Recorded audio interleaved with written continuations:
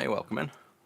Just need to fix the overlay chat audio again. That seems to have decided it's not going to ping up. That should work now. Repairs, maybe. Depends how quick I get through this. I've got, time we started a bit late, it's like 6 already, so I've got like 3 hours, maybe, I'd say. So yeah, I'm almost sure we'll get onto some kind of repair. You can see though, I've got a lot of stuff I've been buying while I've been away. So I've been away for a week and I've been buying a crap ton of stuff. I haven't used any of it yet, I've just opened it all up. There's still a ton more to come, but I figured, save going through all this and then going on a stream later, I might as well just work through it while I'm on stream and you guys get to see a bunch of new stuff. So I've got new product from Fleur. So Fleur sponsor me in a sense, very natural and very non-contracty. They just send me stuff for free, basically. They don't expect anything at all from it. They just send me their products to test, and if I like them, I use them. If I don't, I don't. Perfect kind of collaboration, so you guys don't have to sit and listen to sponsor chat. But we have a new camera here we'll go through. I've got to redo the, well, I'll re-show you the Clean Juice AA fitting guide because the production run that's come, the USB covers are slightly snugger than the one I was testing on, so we'll go through that. And then I've got a whole lot of AliExpress stuff here, plus I've got obviously branded stuff as well, so expensive stuff. So we're going to compare if some of the cheap stuff is any good. Half of it goes in the bin. I normally buy a bunch from AliExpress and then 50% of it goes straight in the bin as I'm testing. But sometimes you get some really good products.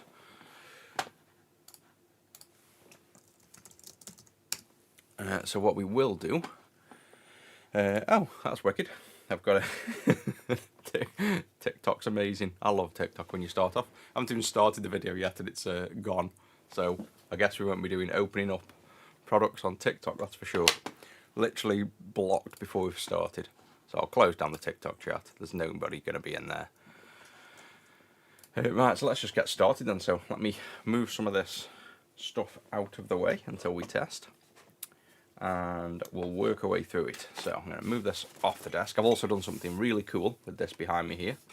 I've worked all weekend on some pretty cool software, so you'll get to see that in a minute. I'm going to do what I shouldn't do and balance this on a bin. So if it falls off, everything's going in the bin anyway. Right, there we go. So we'll go through a few things that are not much use to me yet because other stuff hasn't arrived. But I have, and I can zoom in a bit now as well.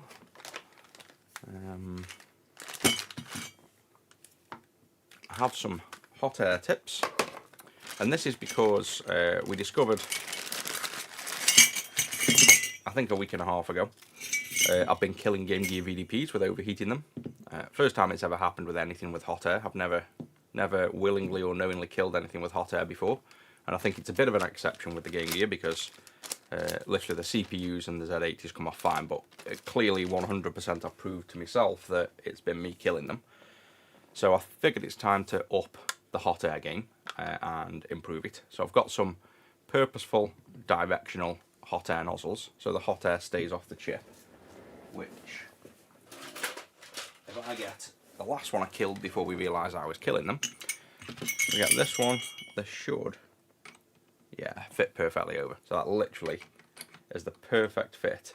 And the idea of this is the hot air just blows on the pins, not the chip, so the chip stays as cool as possible.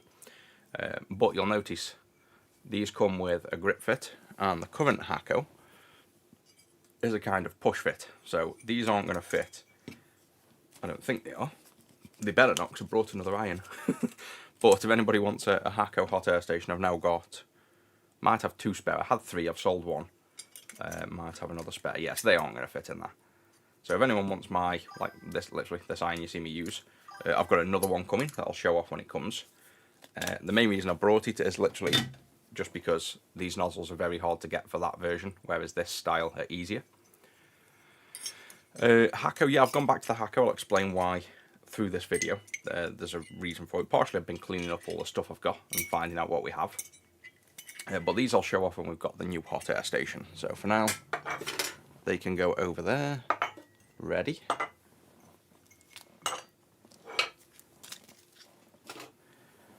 What are we doing? We are going through a massive pile of stuff I've brought on.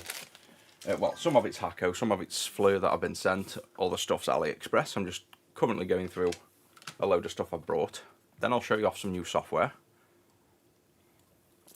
And then we'll maybe do repairs, so just a bit of everything at the minute. Another thing I have, what shall we start with next? I have 3 of these, because when you look at a picture online, you can't really tell what size these things are. Oh, I've got more nozzles as well. A lot of this is nozzles. I'll put them away. I've got a big army of nozzles over there now. Yeah, so another thing I've got is these, and they all looked the same when I brought them. So the picture online of these all look the same size. So you can clearly see that's why I buy all of them. And then if I zoom out of this a minute, one thing you probably won't have noticed I've had up here, well you definitely won't have noticed it's out of view, but for over another week we've got this other arm. So we've got this flexible arm up here. I've got so many arms and things mounted coming off the ceiling, it's crazy. But this arm now, the idea is, again, kind of aimed at improving this Game Gear build. When I want to, say I wanted to hot air this off, or take this connector off, you see me just get like a phone stand and flip it over and rest it here, and it's a bit awkward. The desk mounted little grips that do this are always a bit flimsy, or you have to get them out on your desk and set them up, it's a pain. So I figured, going a bit crazy, could we just kind of use a gripper like this and hold the board and float it around. I didn't know how heavy they were or how big they were, so I think this thing could probably hold me up on the desk, but Jesus, yeah, that can probably hold a PS3 on the desk, so I don't think that one's going to be needed for this. I'm hoping the little one would work, little grippy, but if not, we've got medium grippy, and that was completely unintentional. I didn't realise I was buying 3 different sized ones, they just all had different ratings.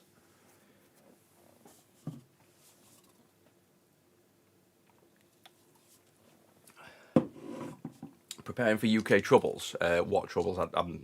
I'm shit with news, politics, anything. I don't watch or know anything. We could be in World War III and I wouldn't know.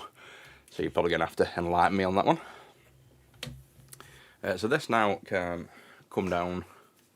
I'll zoom up so you can actually see what I'm doing. All I have to do for this is reach up and unscrew this one arm. I don't even have to get off my seat. Oop, whacking the camera. I just tighten that up, it stays up. Put my arm up, untighten, and I've got this now. Movement, which is what I want. So the idea of that, if it's going to work, is I'll bring this down, and I might just have to reposition this, you know, adjust it to find the position, but if I take this off, let's see if my idea works. I'll put one that isn't the right connector. Of course not got the right connector. It's a baby one. Oh, they're all that connector, wicked. So I'm going to have to go and find a bag of connectors. I do have, I haven't brought them because I've got tons of adapters for this. Does that just unscrew? No. I figured this would have every connector with it. Obviously not. Where have I put them is the next question though. I've literally got a tub full. I think they're down the garage, of course they are. Okay, so let's just test my theory, because this is just to see if this idea is going to work anyway. I will just hold this in a position where this would be. So we could grip that on.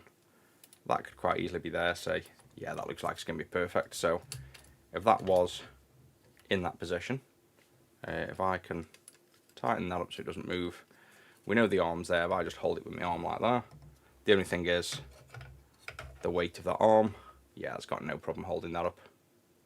So the arm's going to be strong enough, that's there, and then I could adjust this just as easy and make it stick up.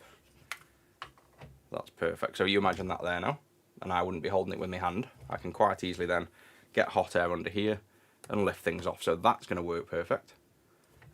So all I need to do is I've got these connectors in my garage so I can actually adapt to that. It come with them, and I presumed looking at it it was going to fit. Otherwise I'd have gone and grabbed them from the garage already. But I'm not going to go down just to get them when I know for a fact I've got all these converter bits for the end. So that's going to work cool. And then when I'm hot airing connectors off or other things, this allows me to float up. I've got something else coming as well in case this didn't work, but it looks like it's going to. So again, when the other stuff comes, I'll show that as well. But that is another thing that's now going to be useful for the stream. So then to get rid of this, I just lift, well in fact that stays unscrewed, I just lift this up out of the way and latch that up. So it's nice and easy, don't have to mess around, get things in and out. And I can just hold things above my desk when I want, and when I'm done, I'll move it out of the way. These I'll probably just put in storage for now because obviously way overpowered. But that one I'm going to use, so I'm going to keep him on my monitor there for now, I think. So that's that working, that's one good thing. Another one is, let's see, this is an important thing. This is the reason I've changed back to my Hakko. You guys mention the solder fumes all the time. Obviously, I kind of haphazardly just turn the fan on and off when I want. I do really need some better extraction, so I've done a lot of research into the extractors. I do have one for the Walla, so I've got these. These are my sort of expensive irons. I've got quite a few of these. I've got Wallas, Hakkos, all sorts. So these are more expensive. These are the irons I used to use, but I like to kind of show you guys tools you can use that don't cost thousands. So these are like, well, when I brought these were probably close to £1,000 once you got the setup. Now you can get the older models for, you know, hundreds, which I'd probably recommend. I've got the tweezers as well, so I figured we might as well make use of them because I've got them, even though I don't really need or use them. I've got them on my desk now. But the reason I've changed back to the Hakko was the fume extractor. What I want is probably an automatic fume extractor, because the thing is, if I just want to quickly tin a wire, I'll just pick up the iron, tin the wire, and put it back down. I'm not going to bother turning on some fume extractor, you know, turning and twisting a nozzle and waiting. And the Hakko, as well as like JBC, have a system where as soon as you lift your iron, it can turn an extractor fan on. So I'm debating that, but the problem is the extractor I've got's already £1,200 and you can't automate it, it's an older model. The newer model Walla that you can automate from lifting the pencil out of the stand to turn on the extractor itself's another £1,000, but then the iron I've got, because it's an older model, so this station here, doesn't support the automatic lift out. So then I'm going to have to buy another Walla iron, even though I own 3 of them. I'm going to have to literally buy another, so it's going to cost me close to £2,000 just so that I can lift my iron up and turn a fan on. But it's kind of important, so until I decide if I want to blow another couple of grand, especially over Christmas, I've just tried another, well I haven't tried yet, I've just brought another extractor fan, which looks bigger than this baby one. This baby one works good, I've been using this, but obviously size usually matters, so this one should work better. It looks like it's come with some filters as well. This won't be a HEPA filter, this is just going to be a carbon particle filter, but better than nothing. The one I'm looking at buying is a full-on HEPA approved beast with like 3,000 something airflow compared to these. I've got about 50, so and like I say, I already own them, I just don't use them, so I really need to start doing that. Yeah, I've actually seen 2 PS2 Slim orders come in, and at the same time we've had like 2 sales, but I saw one this morning, I think one was last night. I'll probably do that on stream maybe. We've got quite a few, we've got Amigas, PS2s, Saturns, everyone's buying for Christmas I think. So let's test if this fan works. You can first see my existing one. This is where you get to see the nice new super small iron as well. So we might as well go a bit closer so we can see. This thing heats up ridiculously fast as well, by the way. Obviously this was my first professional iron, so I do like it. I just chose to use cheaper ones on stream so you guys could buy them. But if I say just turn this off a minute, turn it back on. This got to wait. We just got to wait a minute for the temperature to drop.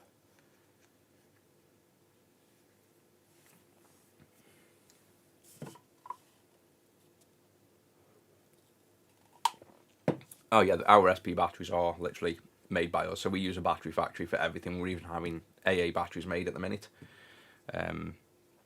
So you can have, you know, rechargeable AAs for all the new clean juice products coming up. One I'll show you in a minute. So those batteries are being made as well. But all the SP batteries we have made at a factory. We were actually the first in the world to make brand new official SP batteries that were 900 milliamp hour. And then every other one you see in the States is a clone of ours. So this was years ago we made it. Everybody used to just make little tiny PCB boards that sat in between an off-the-shelf AliExpress battery wrapped in a piece of plastic. We went straight to the battery factory, had a complete mould made. So just a basic injection mould surrounding a cell. That's how you make batteries. Had it wrapped, and everybody else, like they do, cloned our product, wrapped it different, and then started lying about the capacity, saying it was 950 milliamp.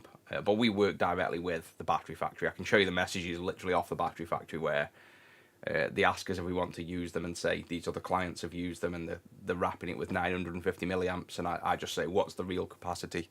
And they tell me it's 900. You can't physically fit any more in that space.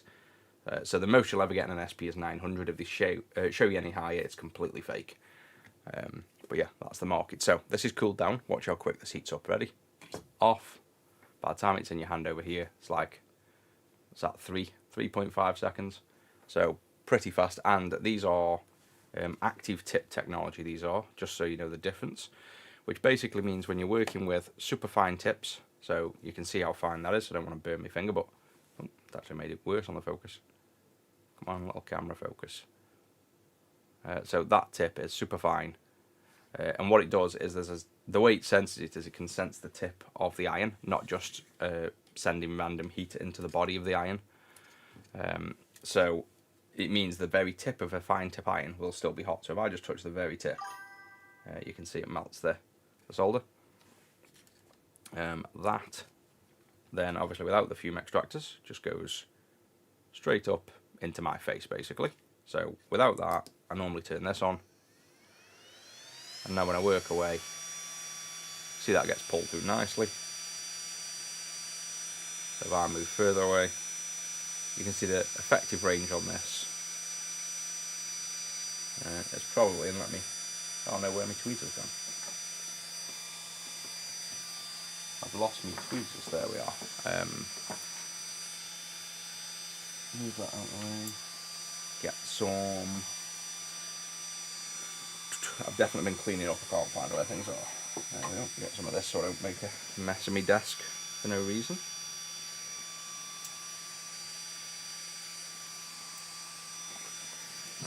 Let's see how far away we can get and it still work. So I'd say there is the limit. It starts to wick and go in the air. So we have, what's that? We all know that's 6 inches, don't we? Yeah, that's probably about 3 inches away, I'd say. We are there. So the little one does fine, but you have to place this right where you're working, and it's also quite loud. I'm hoping this one isn't as loud. I haven't turned it on yet. Don't even know if it's charged. USB-C, cool. So we know this one gives us what we need to at least get rid of the smoke out my face. But let's see if this bigger one's any better. I think it's also got a light, has it? Yeah, it's got a little work light, so that might be useful. Yes, that's much quieter. Oh, there's only 2 settings, so there's 1, 2, but 2, that's the loudest. That's the noise of that one. It's like a fucking jet engine. So this is at least a bit quieter. Let's see though if it does its job. Yeah, the Mako one is the one that used to just stick pieces of plastic, well, pieces of PCB in a Chinese battery. He's literally the guy that did that and then made a big fuss because we made a proper battery. So, yeah, I'd avoid him at all costs. He's a person that loves to make drama and do fake reviews and clone other people's products. Funny Plane, they're not too bad, but they are mainly just a cheap reproduction place originally. Now they've got good products, so you're probably going to get a good battery from them, but customer support I don't think exists much. But yeah, I'd say if you're going to go with one that isn't ours, Funny Plane's probably your next best bet. Right, so that one's starting to struggle about there. Yeah, so literally, funnily enough, the length of this mat is almost exactly right. Other than that, that's game perfect. Obviously, close is very good. You can literally see the stream going in perfectly. So it's just a perfect stream. As we come further back, you can see near the edge of this mat, so right by the edge, that's the working distance of this. So, just to confirm again. Oh, I didn't have this on max, but I wouldn't run this on max because I run it on this, but you go any louder, and it's just, that's so annoying. But, let's see on max. Yeah, so on max, it matches the range.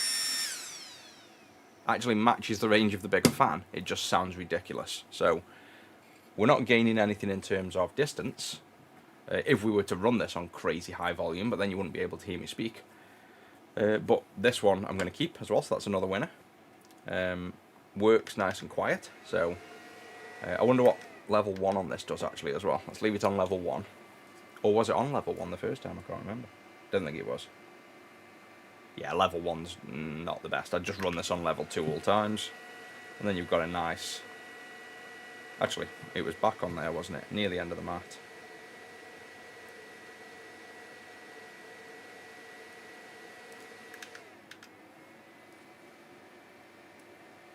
Yeah, level 2. Level 1's not very good, so...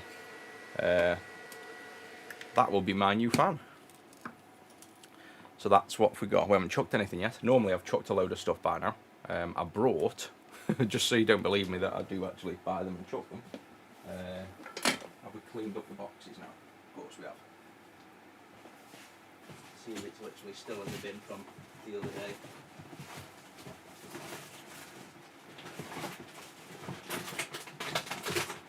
Yeah, we've literally just changed the bins yesterday. So I've got another fan off AliExpress, which is a mechanic. You'll know the name. It is the clone of these. Oh no, that's the real life. This is actually, there's a few makes. So there's this 2UUL. This is a good known make. These seem to be fairly good. There's real life, which is what this one is, and there's mechanic. These are like the 3 most popular brands at the minute on AliExpress for electronic products. I brought a mechanic blue fan, absolutely and utterly useless, don't even bother. I think it's like £20 on AliExpress. It looks like a little fan like this, but on a little stand, like a phone stand. Totally useless. At full power, over the solder. Solder was just drifting off to the sides. Totally useless. But this one, 2UUL, definitely recommend. That's going to be my new desk fan, until I probably upgrade to an even higher fan. So let's put him, he can go there, I reckon. Move these solder balls out the way now. We've got a new sub, thank you very much. I'm also starting the sub-only streams on Wednesday at 4 PM. We're going to go through initially all the desk setup, so everything I use. We're going to then go into like a bit of basics of soldering, and then we're actually going to make a product. So we're going to make a product for the PC Engine GT. I'm going to show you how to reverse engineer it, how to make the PCB, order it, build it, and send it to production for selling, and then we'll also release that product. So if you want to see that entire journey, then just go as a member on YouTube or sub on Twitch and you'll see that. It's also much more for getting one-to-one with subs and being able to answer your questions better and teach you anything you want to know. These spare fans, and I've got a tub up here for them, or spare filters for the fan.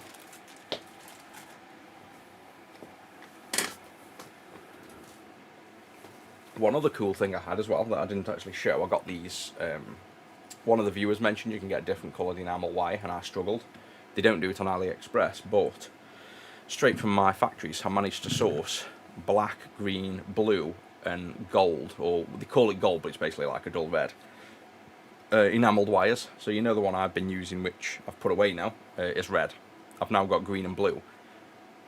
And the benefit of these is, in one way, the fact that they must be slightly cheaper than the red stuff I buy, this enamel burns away much easier, or this coating that's insulated burns away, so to burn it with my iron is so much easier, which makes the job 10 times easier as well.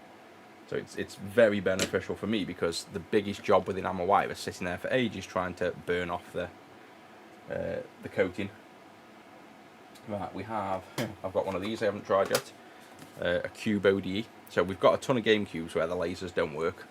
We put Peekaboots in them, but this would be a nice option to, I think this replaces the drive completely. So for the game cubes we have with dead lasers, we'd probably offer this if it works. It'll just be similar to the Peekaboot, allow you to load the games off SD card. So I've got one of them to try. I can try it on a build if you guys want, but with it being obviously the whole, I don't know, I guess we mod all the other consoles and show X stations and stuff, so we shouldn't have a problem showing that off.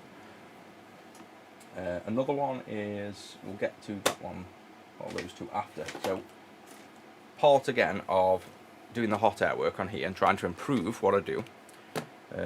You've all seen me remove these, and again I like to keep my work as simple as possible and not overcomplicate it with too many tools, so that people following along can follow what I do. So to remove this off, you can see I don't use a special nozzle, and I'm not going to start using special nozzles on these other chips, just the VDP. I just get the hot air and warm this chip up, and we're at 480 degrees. So one thing I'm going to do, just again because we have the issue with that VDP, and just so I don't ever forget to lower the temperature of me hot air, and so I don't have to keep doing that, I'm going to lower my working temperature now right down to 330. So this is something that I've never had to do and never would do, because it takes a lot longer to warm the board up and get chips off. But now we've seen the issue with the Game Gear, I'm going to find the best setting at the 330 degree air to remove chips. So this is going to take significantly longer. It should be the exact same process, but obviously I can normally remove these chips in 15-20 seconds if I wanted to. The way I show it takes 1.5 minutes, which is to preheat the board above like this, go down after a minute. At the 330 degrees this is probably going to take 2 minutes plus to remove. But if it saves chips, if I ever come across other chips that I've not yet, like the VDP, that will die with heat, I don't want it to be me that's killing it. So when I warm this up, what I do is I'll just put tweezers under and lift up, just because one tool does the job, nice and simple. But on things like this, the 1 ASIC, I tend to find this is a little bit difficult. I'll push and it'll drag over to here, and I'll lift and unlock these caps off. So there is tools, and I do already own some, but I've gone ahead and brought more. The expensive one I've got that works the best is this Hakko. So this is a Hakko 394. It's basically got a nice silicon tip at the end, and we'll have to get a chip off to show you, but basically you put this over the chip when you're ready to take it off, press this vacuum button, and then it lifts up. So you can see it can nearly lift the chip off the board, which it actually can do, because it's got a vacuum button. So we know this one works, but then what I've done, this is like 120 pounds or something just for getting a suction cup. Obviously AliExpress comes into the mix, and in fact before we remove that then, let me show you. So we have this one I brought. I can send you links to all these, but these are manual suckers, so you basically push in, create a vacuum, and then put it on something, let go and lift up. So if we did that on this board, put it on, press down first, put it on, let go, lift up, you can see it does an okay job. Let go. Not quite as strong as the Hakko, but you know, it does do the job. So that's just about gonna work. And then obviously I never buy one, so I brought another one that looks basically identical, with loads of bits. And this is, if you see these, they pretty much look like they've used the same idea but a different plunger, slightly different design. This one looks a bit cheaper on here, but the ends look strangely, I think, better in some way, being like black plastic and then metal combined, and this just like pulls off. So it's got like metal inserts into plastic housings. Not sure the benefit of that, but let's try this one. So stick on, and these are like, oh, push down first, let go. Wow, that's stronger. So that's probably closer to Yeah, that's as strong as the Hakko. In fact, that might even be stronger. Let's try the Hakko one. I don't think it's stronger than it, but it's definitely as strong. Yeah, in fact, I think it is stronger. So we've got, obviously, the £120 one and this nice Al Cheapo one, which is an A10 ATB778. So far, that's the winner. And again, these are like, I don't think any of these are more than £10–15. And then I've got one more, which is this little thing. This one looks cool. This is a portable one on the go. And what I like to do is I like to use the larger tips, the tiny ones like this, how it's come with a tiny nozzle. That's good for nothing. Like, what are you lifting with that you can't lift with tweezers? So we just pull the rubber off that. And you'll find that the rubber is one of the main reasons that certain tools are better. Because all it's using is a bit of vacuum, so really it's how well the vacuum's sealed. So we might change the nozzles between handles and see which one's best. So this one's like a little baby one that's quite cool. Push in, stick down, let go. Yeah, just as good. So we have, that's actually quite cool. That's nice and compact. The only thing with this is if you're hot airing and your hot air's here and you're trying to get in, this might be a little bit, small and you're going to burn yourself, but I doubt it. You'd normally come off the heat and lift off anyway. I wouldn't normally keep the heat on and lift off because you don't really want to apply heat to the product. And to be honest, even the Hakko I don't find great because if you look at the angle, I always feel, to me, they want to be down here and this wants to be bent more. And it looks like you can bend the tip, but you can't. I want to be working like that, but instead I have to work like this, which raises this hand closer to the hot air. So if anybody listens that makes these things, they should really bend that tip more. And I've tried to bend this, but again, expensive tool. I don't want to apply too much force. And yeah, you can see that's just a solid metal tube with a spring on for visual. So maybe I can buy Hakko tips that bend. Actually, am I missing? I think I'm missing a thing on there. Or do you think that's for an adapter? I've just noticed we've got like a thread there, but I've got a feeling that thread will be for maybe some other adapter. So you can attach something else to this maybe, I don't know. But yeah, the angle of all these seems to be a little bit too, or not sharp enough for me basically.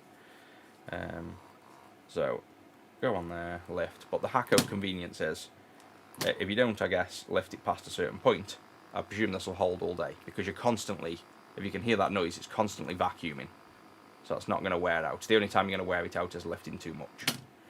Whereas on these, they're basically, you push in, lift, let go. And if you lose your vacuum, it's just gone. So you've got a set time to work with these non-battery powered ones is the only thing. So yeah, that one's actually struggling now. Oh, it says scraping the chip. So you just wait. And then that's it. So you have a finite amount of time with, and that'll be the same with all these, even the good one, this A10 or A10. If you click on, yeah, that's definitely easier to use, this bigger one. Lift and wait. You'll see natural leakage with air, depending how good the seal is, will naturally drop. This one seems definitely the winner, this A10. Dropped eventually.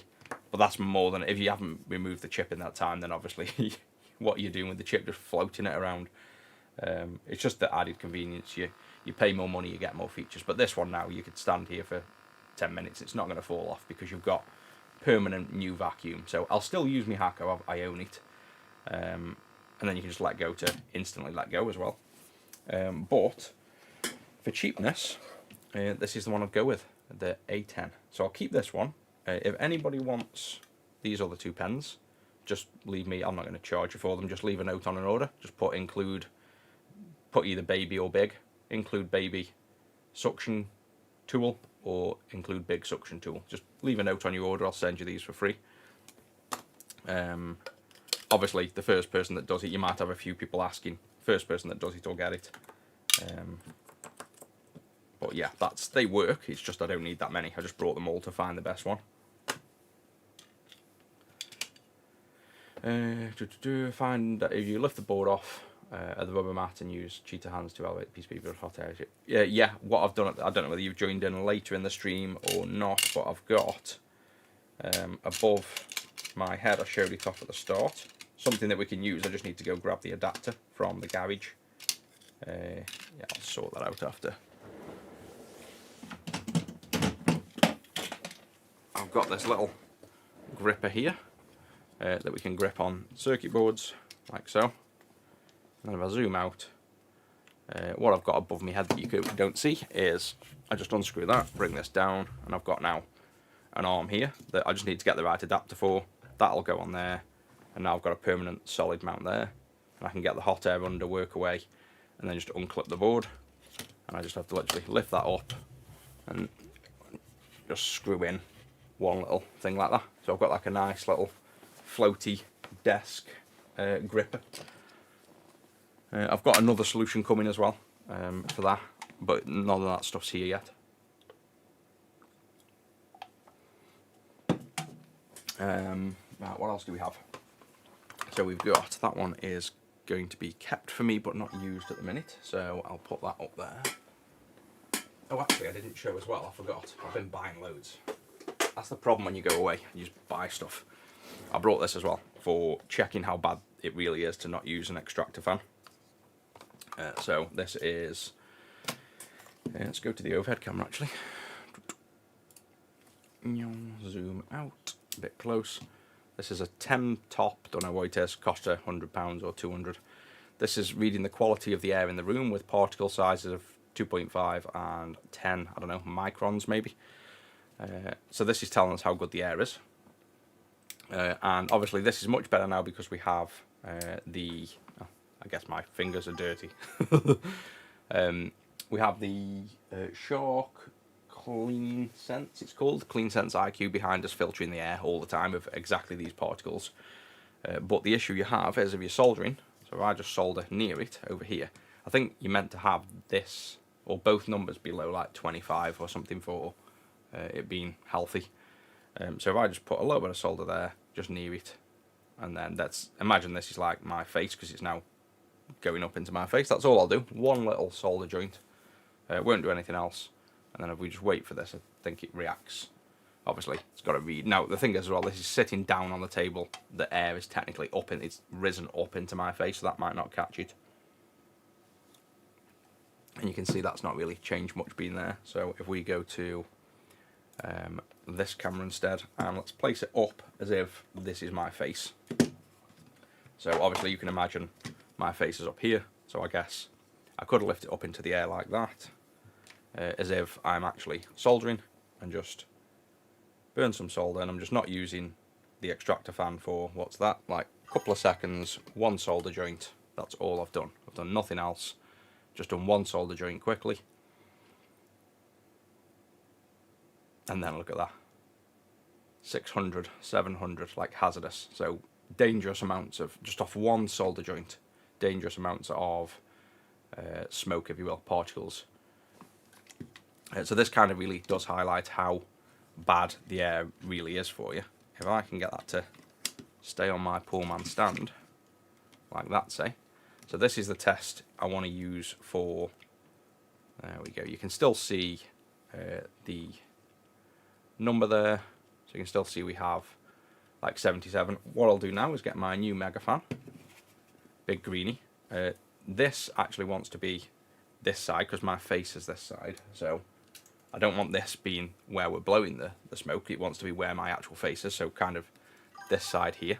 And if you just looked at that number, if I turn the fan on, just on its own, you should see this rapidly improve the air quality because it's sucking new air past where I am, so past where this sensor is. And that should even fix the air. Are we on 2? Yep.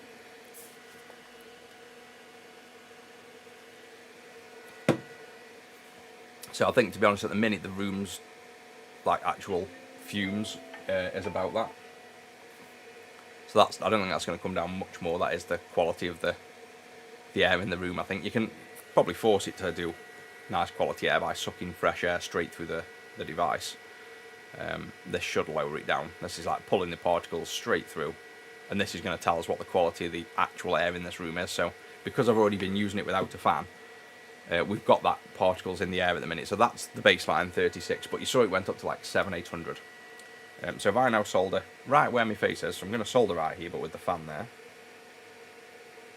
and that's about as much as I did before, and this went up to 700. So I'm going to leave it right there.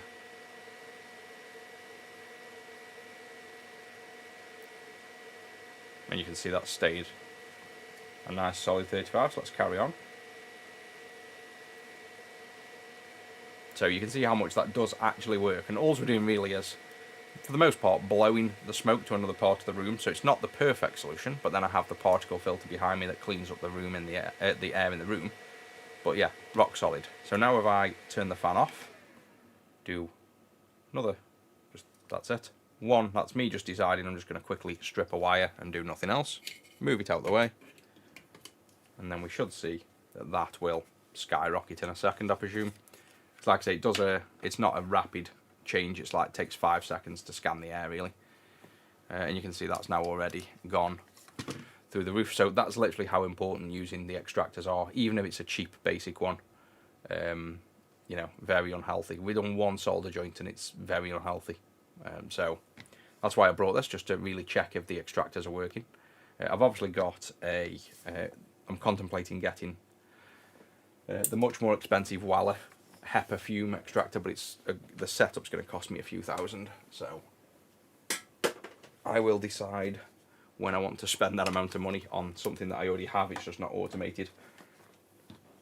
And then another thing we have now is this wire. I've been buying so many things. Where's this tube gone? Tube in there. So I've got, again, the enamel wire. I also had, which you guys have seen, that molybdenum wire, however you pronounce it, crazy strong wire that they use for like wire cutters. The problem with that was, even though it was super fine, it was a little bit too strong, so very hard to work with. So I've brought this again. You'll see it's the same make, and this 2UUL. They tend to be pretty good at most things, these. I don't know why it comes in this case though. You can't kind of feed it out of the case, so that's the product anyway. 0.02 mil. Don't know what it is, just says super soft wire. It doesn't tell me if it's tinned copper or silver or anything. Probably going to just be tinned copper, with it not being an official kind of, you know, not like a major brand in a sense. So let's see where the wire is. See it floating around. Wow, this is fine. That's, yeah, that's very fine. This might be too fine. Well, the whole point is I brought it for when I need to work on doing tiny jumpers, but I can't even see the wire.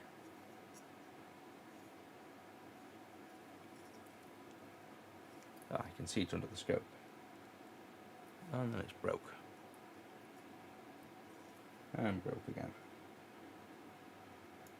Oh, yeah, that's what the stickers are for. That's why they've stuck it on, because you can't see the thing. So let me just clear this desk first. Got that little bit of solder gunk on from earlier.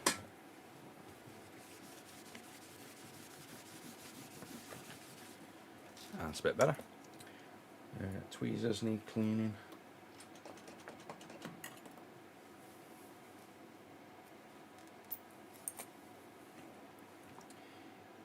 So, the wire, I presume, is under here. Is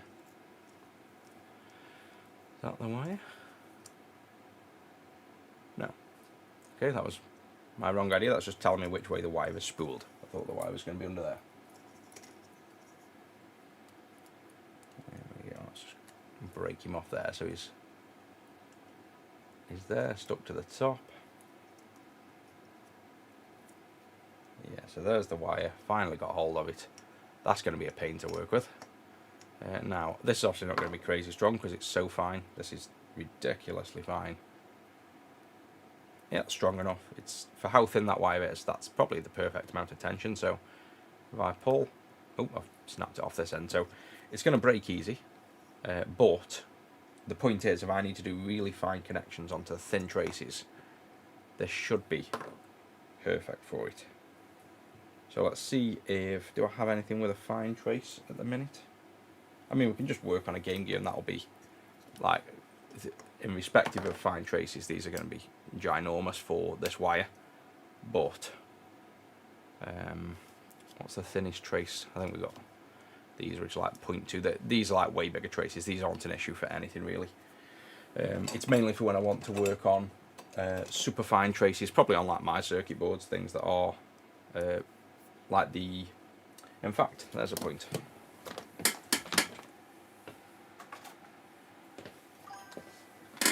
For my GBA, I have 0.1mm traces on here.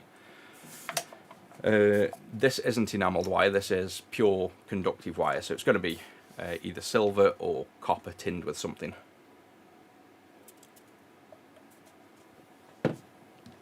So my traces on the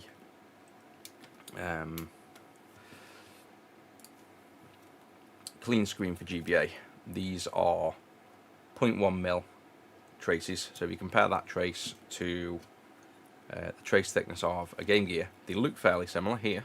So if you looked at them here and here, they look very similar, but mine are actually half the width, and because they're so fine, we probably want to use scalpel. I would if I could find my tools again. I've moved all of my tools this side. So if we were to expose say a trace on here, you can see there's the traces. If we get this wire, as they call it, CPU jumper wire, it is very difficult to see and work with though.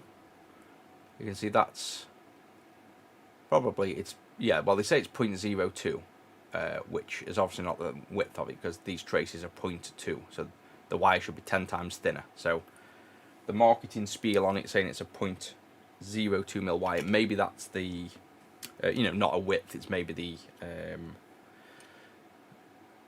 the thickness of the wire, circular wise. But then if we scrape away some traces on mine, because this is the kind of thing I brought it for if I needed to repair super fine traces, basically. I'll scrape away these.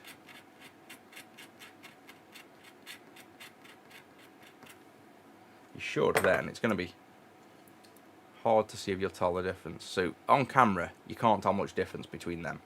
They look very similar, but these are half the thickness of these. So the problem you'd have is if you were repairing multiple of these traces and they were next to each other, you want this to be able to pass through them. And that does look like it's going to pass through them traces nicely. So this should work perfectly in this instance.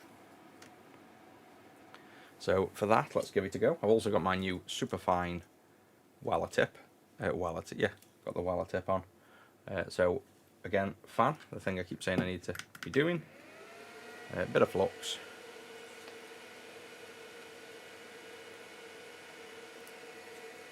And then first we need to try and tin the traces. That's normally the trickiest part because if you haven't exposed enough, they won't tin. But you can see the Weller just makes light work of that. And then we want to now attach this wire. So this is as zoomed in as I can get for the overhead cam. I could go to the microscope if we wanted, but let me try and do this without a microscope, which is a bit silly because this is like the finest wire I've ever worked with, and I can barely see it with my eye. But what we do is tack down on the middle one, say, and yep, that's tacked perfectly. So you can see that's solid. So if I snap, what you do now is snap the end off this side. And there it is. Yep, so that pulls off just right. And the other side should still be attached. And you can see how difficult this is to see and work with. Like this is the problem with super fine work. You get to the point where you can barely see. But there's the trace. So you can see the wire still attached. And that's clearly attached where we blobbed solder on. So now I could move this over to another point that I needed to solder to, and then, you know, tack it over here, say where the trace is. So this could disappear over here. So let me just see if you're cleaning stuff like this, you're going to break it easily. So if I was going to clean with this wire around, I'd probably use a cotton wool bud, soak and drag in the way of the wire. But if it's too delicate, then I think I've just caught that with the stick and snapped it off already. So yeah, you can see I've already snapped the wire off. So it solders down, but it's incredibly difficult to work with. I think it's too thin. It's good. You can tack it straight onto a small trace, which is the key thing you need. You need to be able to tack it onto a tiny trace. That does work. It's just tacked on perfectly. But I think personally, that wire is a little bit too fine. I'm going to keep it because if I do need to do super fine work, I've got the wire now. But I'll probably look for a slightly thicker version of maybe even the same brand. This is just ridiculously thin, like thinner than I need, basically. But yeah, that's worked, so I'm going to keep it, but I'm also not going to probably use it very often, so I'm going to keep it out of the way. I don't need it literally on my desk. So that's one that isn't staying. We haven't even binned anything yet either. Like I say, I normally bin 50% of what I end up buying from AliExpress. But all these are turning out good.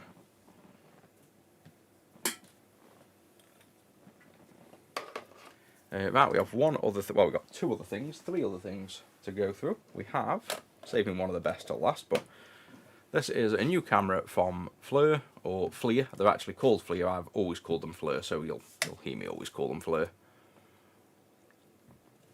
This is a C8 camera. One of the new ones. Looks like a little mobile phone. We can turn it on. So one of the gripes I had, I've got a few cameras from them. We have... And I actually own many thermal cameras, and I've purchased the Fleur cameras before with my own money. So I own another one of these, the older model, somewhere behind all that stuff. The problem I've got with this one, you turn on, and right, let's watch this. So I just want to quickly take a measurement. I'll turn this on and just wait to see how long this takes to boot up.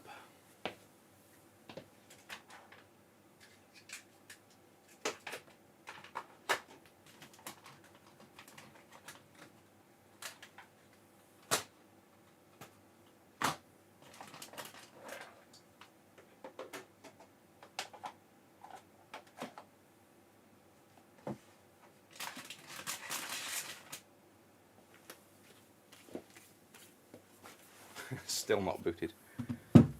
So this is just, again, completely unworkable for me. I couldn't use, and that's why I kind of don't use this, or I put off using it because of how long you're waiting to do something. Like, what is it? It's got to be a minute plus this has to turn on.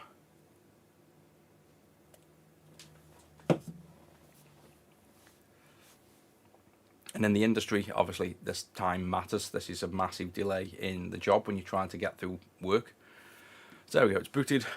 And the irony is as well, 50% of the time it boots, you then start getting pop-ups asking to register that then take you away from what you're just trying to do, which is quickly, there you go, register. Like, no. I just want to, look at something. So, again, even though Fleur sponsor this channel in the sense that they send these for free, they don't ask me to be dishonest. And I'm quite open about the fact that even though this is a good thermal, not as good as another one I've got here, the turn on time is really the killer for this. So if I just wanted to quickly measure something on here, I've just lost like a minute of my life waiting, if not longer. But I noticed this came out. So I literally sent them a message just saying I've noticed this has come out, and 3 days later I've got one. So turn this one on if it's charged. Hold in. Right, so there we go, we've turned on. And we want to measure this Game Gear board.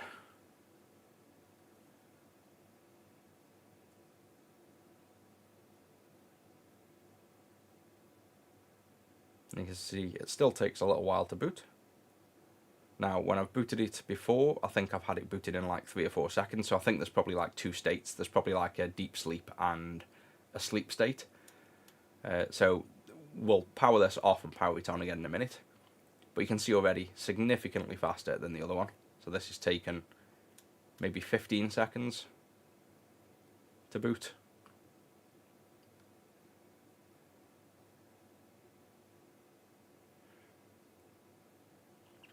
And then we're in action. You've kind of got a visual before. So it's still not super quick there, but if you notice, if we turn off,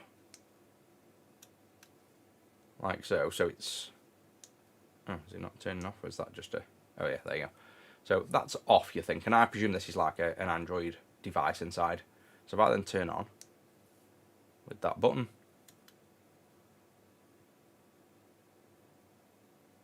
let's see if it's the same time, and I'm sure it boots up when I've been playing around with it. There you go, booted up already.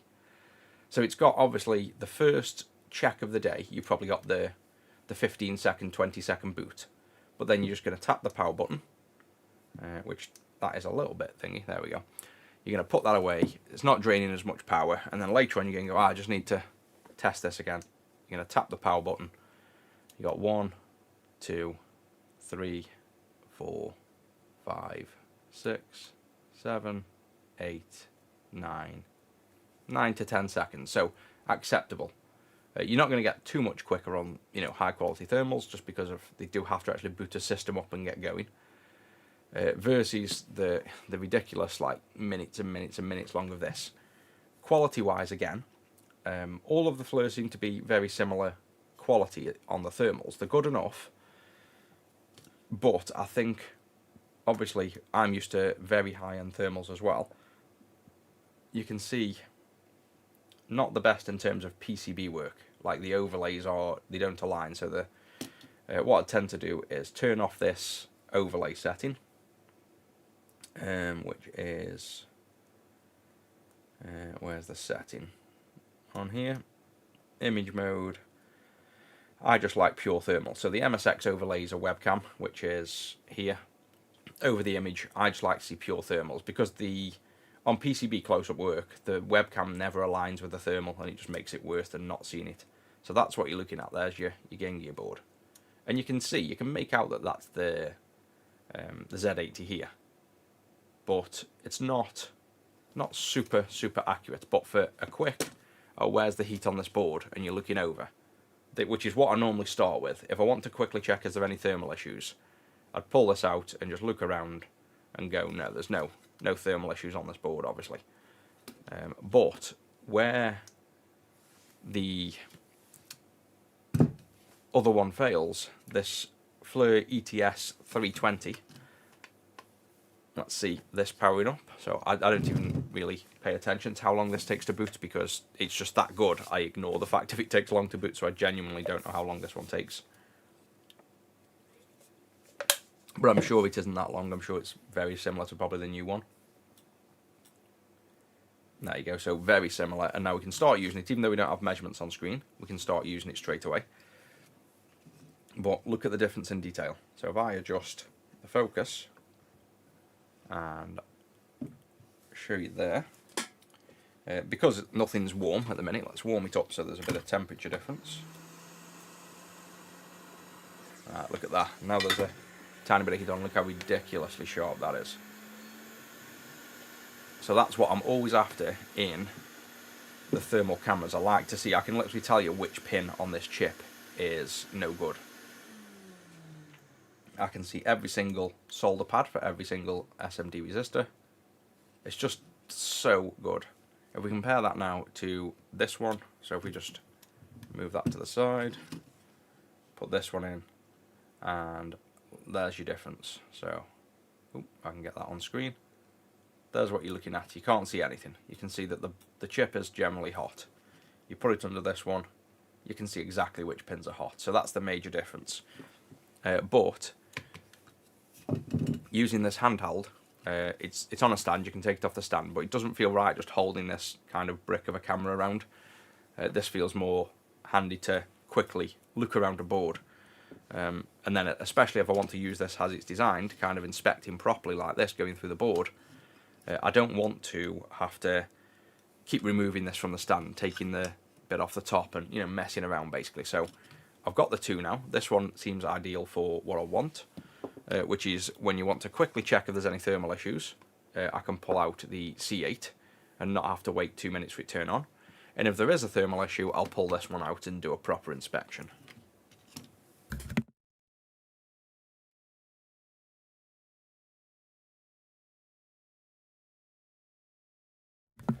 Now, the only other thing that I wanted to test after I got this, I realised apparently there's a USB mode, I think.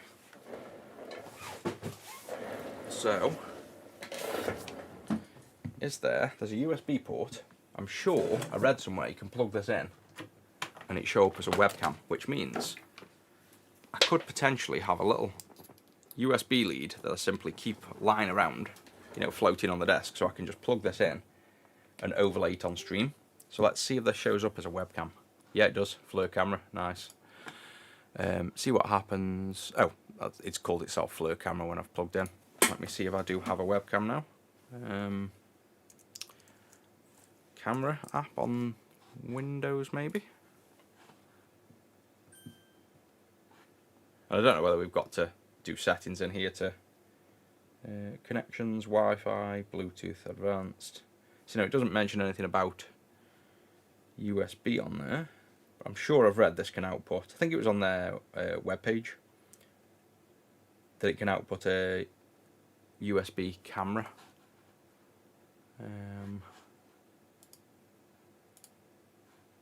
I love how Windows camera settings, you can't even select a camera, it just picks up whatever camera's first. Let's try and add it into Streamlabs. Video source it'll be, video capture, add source, add a new source, and then does anything show in this list? USB camera? Nope. Elgato, it won't be that. Virtual, Blackmagic, UVC camera, I think that's new. Yes. So I'm in the menu there. So we have, let's come out of that.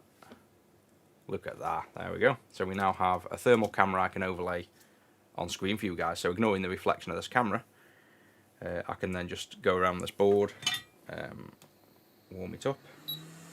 There you go, so you can see the Game Gear. It's obviously only a 9 Hz refresh rate, but for allowing you to see, you know, what I'm seeing on screen, basically the exact same thing. So that's pretty cool that we can then overlay thermal, and I don't have to keep trying to angle this, because say I'm trying to show you like this and I'm looking at it, the way I look at it, either my hand's covering the screen or we're getting a big glare off the light like that, so and that's the position I want to see. I can see doing this, but you guys just see reflection, so I can add that overlay now on screen. So I'll add on top of that a thermal overlay. That'll be pretty cool. Morning, welcome in. We're just going through a ton of new stuff I've brought. And this new camera I've just had sent to me for free from FLIR/FLIR. I call them FLIR, but they're obviously called FLIR, but that's just how I've always pronounced it. And this now is going to replace the handheld one. Let's just hide that now. And yeah, this works good enough for quickly being able to check boards for heat, and then if we find a heat problem, I can pull out the other camera. It's also nice and compact, so all I do is I put it just under my keyboard tray here with the other few bits I've got. So I've got, where I store these, just if you're interested, is just on the keyboard rack here. So I've got like the remote for the big monitor on the front, I've got the FLIR camera, and I've got this little sucker tool now, and that just slides under my desk when I'm not working. And that's that. So I'll show you one other thing as well at the minute that I think is super cool. So all over the weekend I have been working on, if you don't know, I'm a software developer, so I know I do this most days, but I am actually a software developer. I run a software company, and I also do consulting work for companies as well. I've spent the whole weekend making some software that we can get a multimeter on screen. So you'll see other people that do repairs, as well as I've done it myself probably a couple of years ago. You'll have seen it on my streams. You want to see the multimeter, so your classic multimeter on stream. So you want to like turn this on, get your voltage to show up on stream, so you don't have to get this in camera. Now the way everybody else has done it, and I don't think anybody, I'm 99% sure nobody else has done it any other way, because they can't really, and that's why I've made this software, is you have to either buy a multimeter, like an Owen, which I own, like a crappy little Chinese multimeter that has software on the PC, and then you've got a fixed piece of software with shit interface that can just show you some yellow numbers on screen. So pretty boring, pretty basic, and then you're also forced to use a multimeter you wouldn't normally use. Instead, I own this beast. It's like a £700 6.5 digit, super accurate multimeter. I spent the whole weekend writing software for it. So Regal sell software called Ultra Sigma or Ultra View. They want you to pay, firstly you got to buy this for like £700-800. Then they want you to buy another license for £200 or £300 to show some crappy little software on screen that you can't even find any info on. It's very hard to even find out what it does, where it is, how it looks. But if we type in Ultra View Regal into Tinterweb and pull it up on here, say, and we look through software versions, there's the website. So yeah, I want to see your software, please. It's very hard to find even a visual for it. So this will be the official site, the UK site at least. And then this is what I saw, £220. I don't mind paying for it, but what is it? Where's the visual? How do I set it up? I've also got to give them the serial number of the Regal, and then I've got to wait X amount of unknown days to get some kind of license that does something that apparently allows me to see something on screen. So I don't even know what I'm going to be able to see. It just all didn't really sit right with me. I'm like, well, what am I going to see? And then you go into images, I can't see. They've got an ultra view for a scope, so you can. This is like the PC software, and I don't want this on stream, like a big, blocky, shitty interface. It also looks very old. It looks a very outdated piece of software. So I literally can't even find. I've got a feeling it's going to look something like this on screen. Now that's no good for you. That's messy and ugly. So what I've done instead of doing that is I've wrote some software, and if I drag this over, you can see here.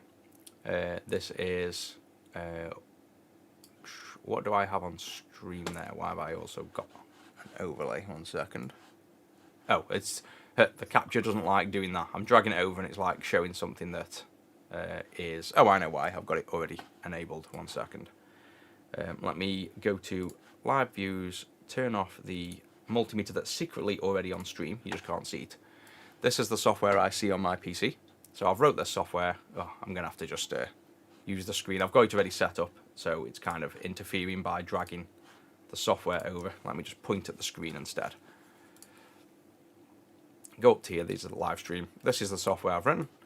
I've called it Stream Electronics. Couldn't be arsed with a name. That's the name I've come up with because I'm going to be streaming the electronics equipment onto stream.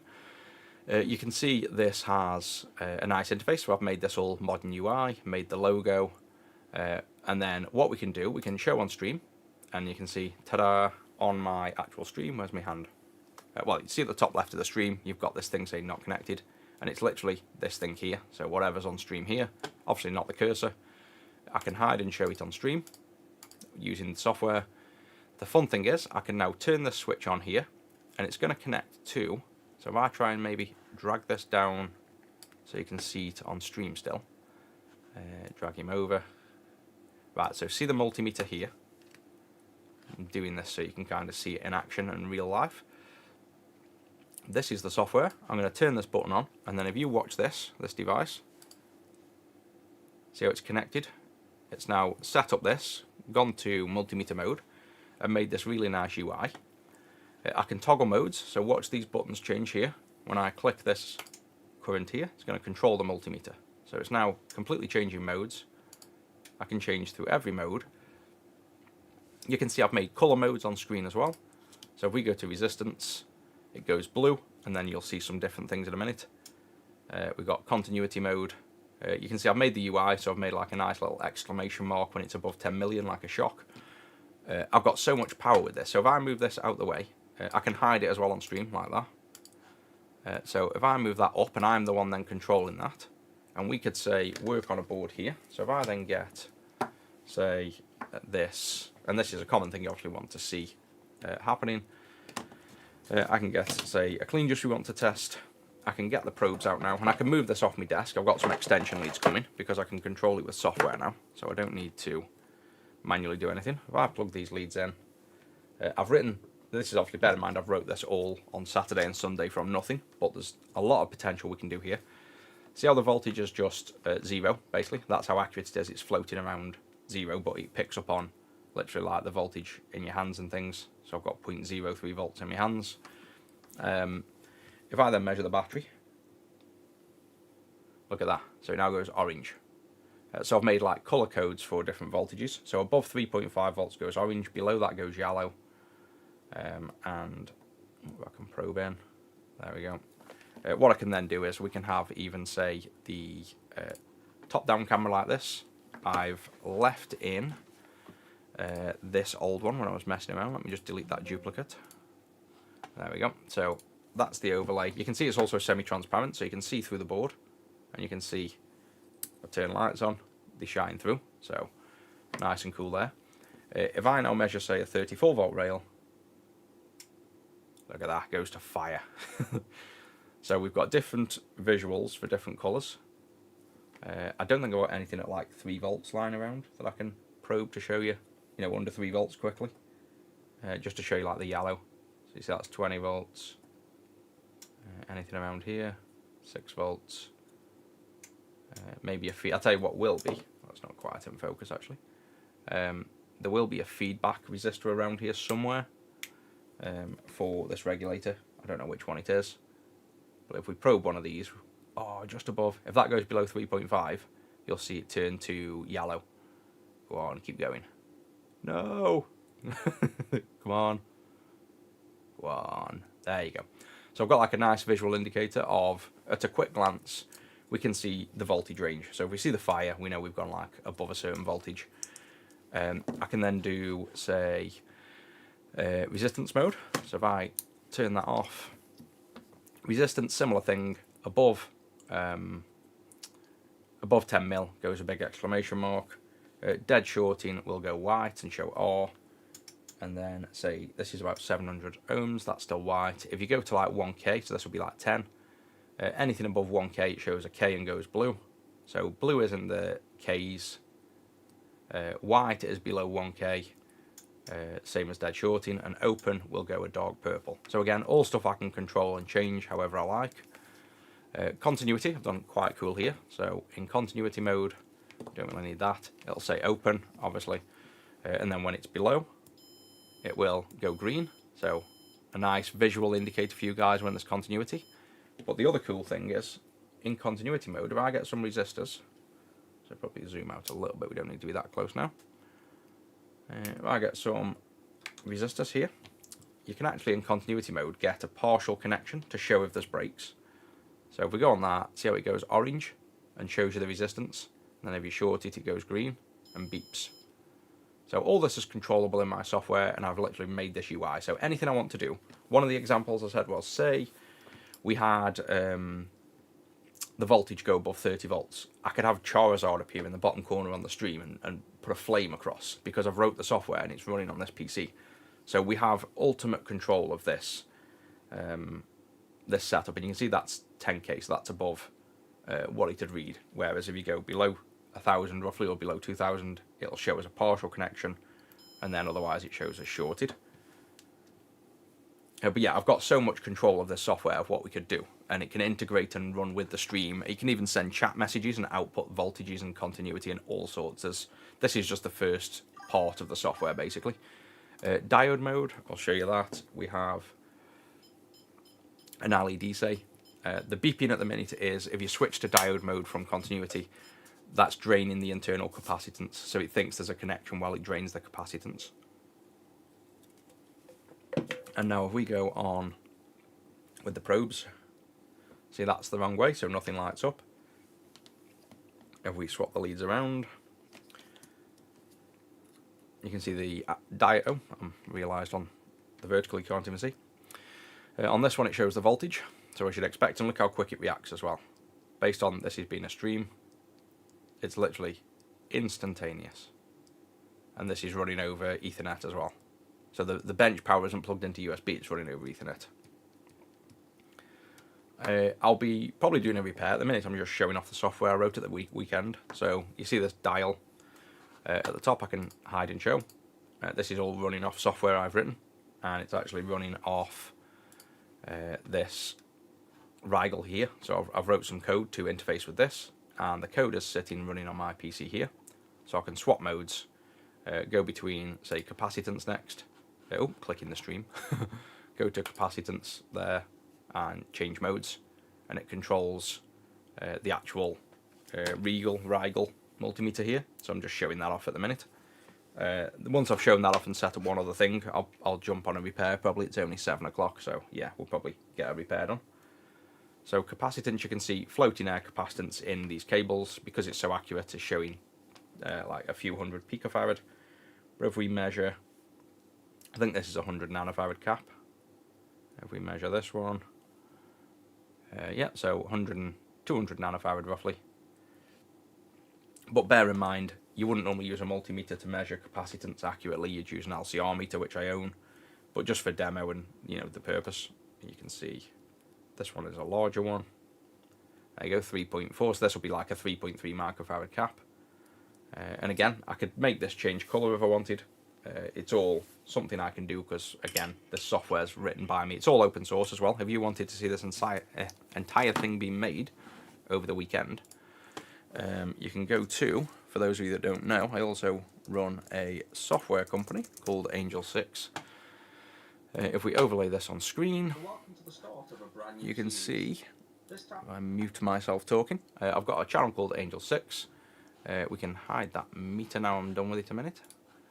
And on here, I've done, if you go to playlists, we've got this new playlist here, and this is me making that entire application in 2 days. So the very first one is here, showing that obviously I do Retro 6 to the Angel 6 viewers.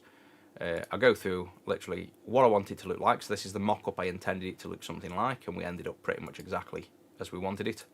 Show you how to design the logos, where we get inspiration for a quick icon we made, how to design and draw your own, and I made a little icon in the first one. The next one then I use Avalonia. I do consulting for Avalonia, and I do their videos as well for how to use Avalonia. So this shows you how to go from nothing, literally no app, all the way through to making what you see on stream. And then by the time we get to day 7, which was episode 7 rather, which was the second day in, you can see this is me writing the code, and then at the end I kind of show it off yesterday, I think it was, showing off how I want it to work and how it appears on stream and all the things I've just kind of shown on stream.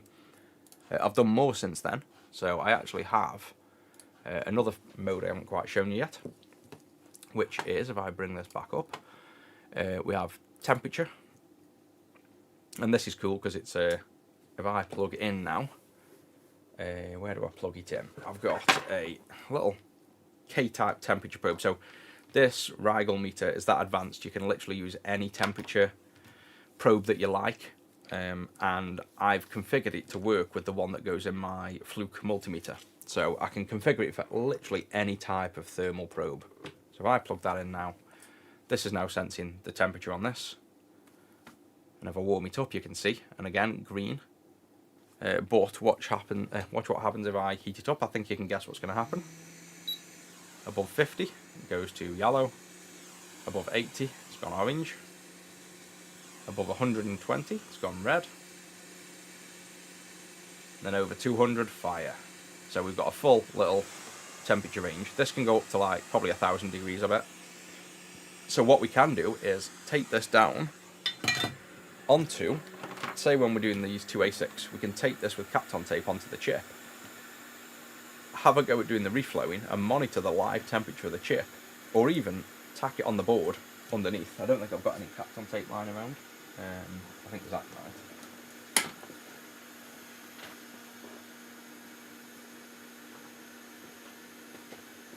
Yeah, so one cool thing we can do here is to get some Kapton tape, and say we were preheating this board or reflowing the board ready to lift things off, and you want to know the temperature, and we're practicing and learning how the tools are working and what's going on, and you don't want to guess at what temperature things are.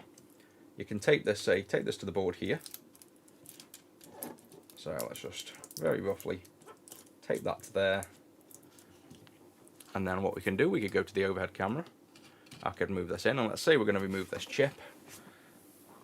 We can then get the hot air, which is now at 330 and 80 degrees. And as I'm hot airing this away,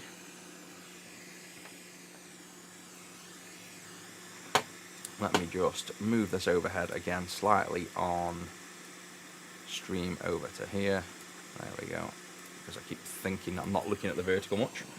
It's slightly off. So now I'm going to warm this chip up. I'm not going to purposely warm the probe up. That's just going to tell me what temperature the board is over there. So you can see this chip is going to be much hotter than 50 degrees at the minute, but the board is already at 50 degrees over that end. So this gives us a good idea as we are removing this chip, and I'll get the little Hako remover ready. We get an idea of what temperature stuff is near and around where we're going. You could also use multiple probes and put them in different places, but how cool is that for like a visual of live temperature as well of the board?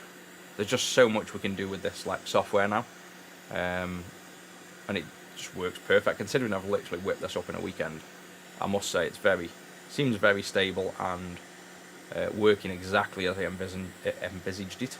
I went away for a week, and this is one of the things I was thinking of doing, and sort of kind of pre-planned it in my head of how I'm going to do it, and it's working perfect. So there you go. So now you can see the board over here is now at 120. And it might give us a visual of an indication as well as to when this chip would be loose. So you can see this cap's already loose, so the board's already quite warm. This chip normally has adhesive as well, so sometimes the Z8 will have a bit of assembly adhesive, but we're not there yet. And then you can go closer, and where I'd probably use it, not so much on the board, I'd probably use it on the IC if I'm, learning and practicing the best new temperatures to remove these chips. I'd kind of want to know. There you go. So that had some assembly glue on, so that's lifted off, and this new picker works perfect. And the board itself, we know, only ever got to 120, whereas that chip must have got to 300 to melt the solder. So we know, it's just one of those cool things. We can, if we probe the chip now while it's off, as best we can by taping this on. Although, it's hot. I was going to say, I can't really tape it on while it's hot, and this is obviously going to have contact. You'd have to use like thermal paste and things to get a super accurate reading. You wouldn't normally just place this on, you'd have to like put, you can't really tell doing that, it's cooled down. But I'd probably use, like, if I wanted to be really accurate, I'd use a bit of thermal paste, then this coupler, and then Kapton tape to stick this down to the chip while we are hot airing it off, to see, out of curiosity, what the temperature of the die actually gets to, basically. So that's the software anyway, and then, like I say, I can go to voltage mode and take that out, plug in the volts again, and I'm back to having my normal multimeter that I can then probe around for, say, we want to measure the battery voltage here. We go there, just because I like doing it, measure the high voltage, goes to 34. So that's that all working. When I'm done with it then as well, if we are, I don't think I'm going to be using the multimeter now, so I can just literally turn that off and turn the multimeter off. But you guys are at least seeing how that works. It's pretty cool. So there is literally now one more thing to show off, which is something that I'm looking forward to, and it's this, which you can't see. Zoom out. There we go. So this thing, I've got a few of these coming, but this one's arrived, so we're going to play with this one.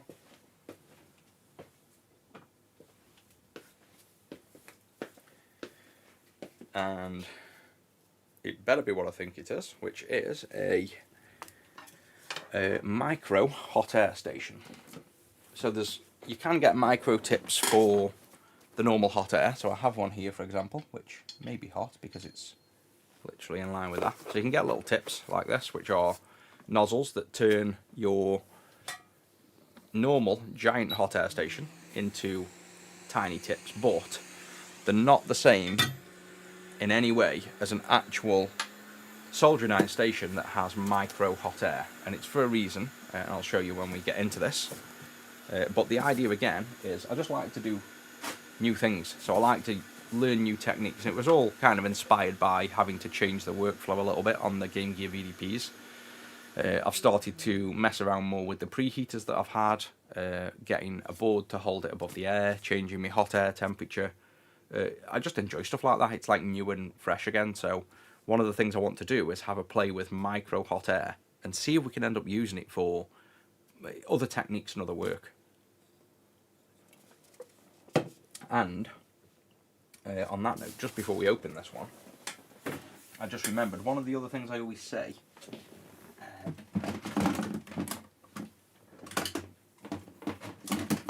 When people watch me use my desolder pump, and I always use hot air and then desolder pump off, people always say, "Oh, you need a desoldering gun." And I've owned every version and every kind imaginable. And I always show this and say, "Look, it's shit. It doesn't work. I rip traces." Now, I'm not stupid enough to believe that they must be all bad because they sell and people use them. And I've always said it's probably just something maybe I do wrong, or technique, or maybe it's just the boards I work on. But either way, they don't work, and that was as much as I cared. But one thing I have done is I've just looked for and purchased the smallest tip they do for this, because somebody mentioned the tip size, obviously being large. The larger the tip size on there, the more you could damage the board, I guess, because the whole principle would be, the issue I have with them is when you use the hot air gun and push over, say, not necessarily these thick traces, but say these, how they have a nice thin trace. So over here is a good example, and we can probably do it now and show you. These thin traces that are coming off the vias here, when you put the desolder gun over, so you go over like this, you can see this metal end, which I'll probably, can I get that in focus? Almost. So this metal end here, this ring that gets super hot, that's how it all melts, is pressing on the traces here. So it basically just rips and breaks these traces. Now, I think I've figured out why. I'd never did much research into the desolder guns. I wasn't that interested in them. I think the idea is you're meant to have a tip that's smaller. So this has just got some solder in. They just put solder in the hole to protect it when you buy them.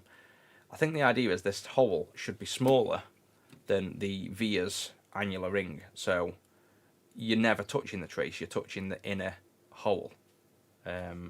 So I think the reason I rip traces is possibly just the wrong tip size. So I don't know how you get this off. It just looks like a press fit to me.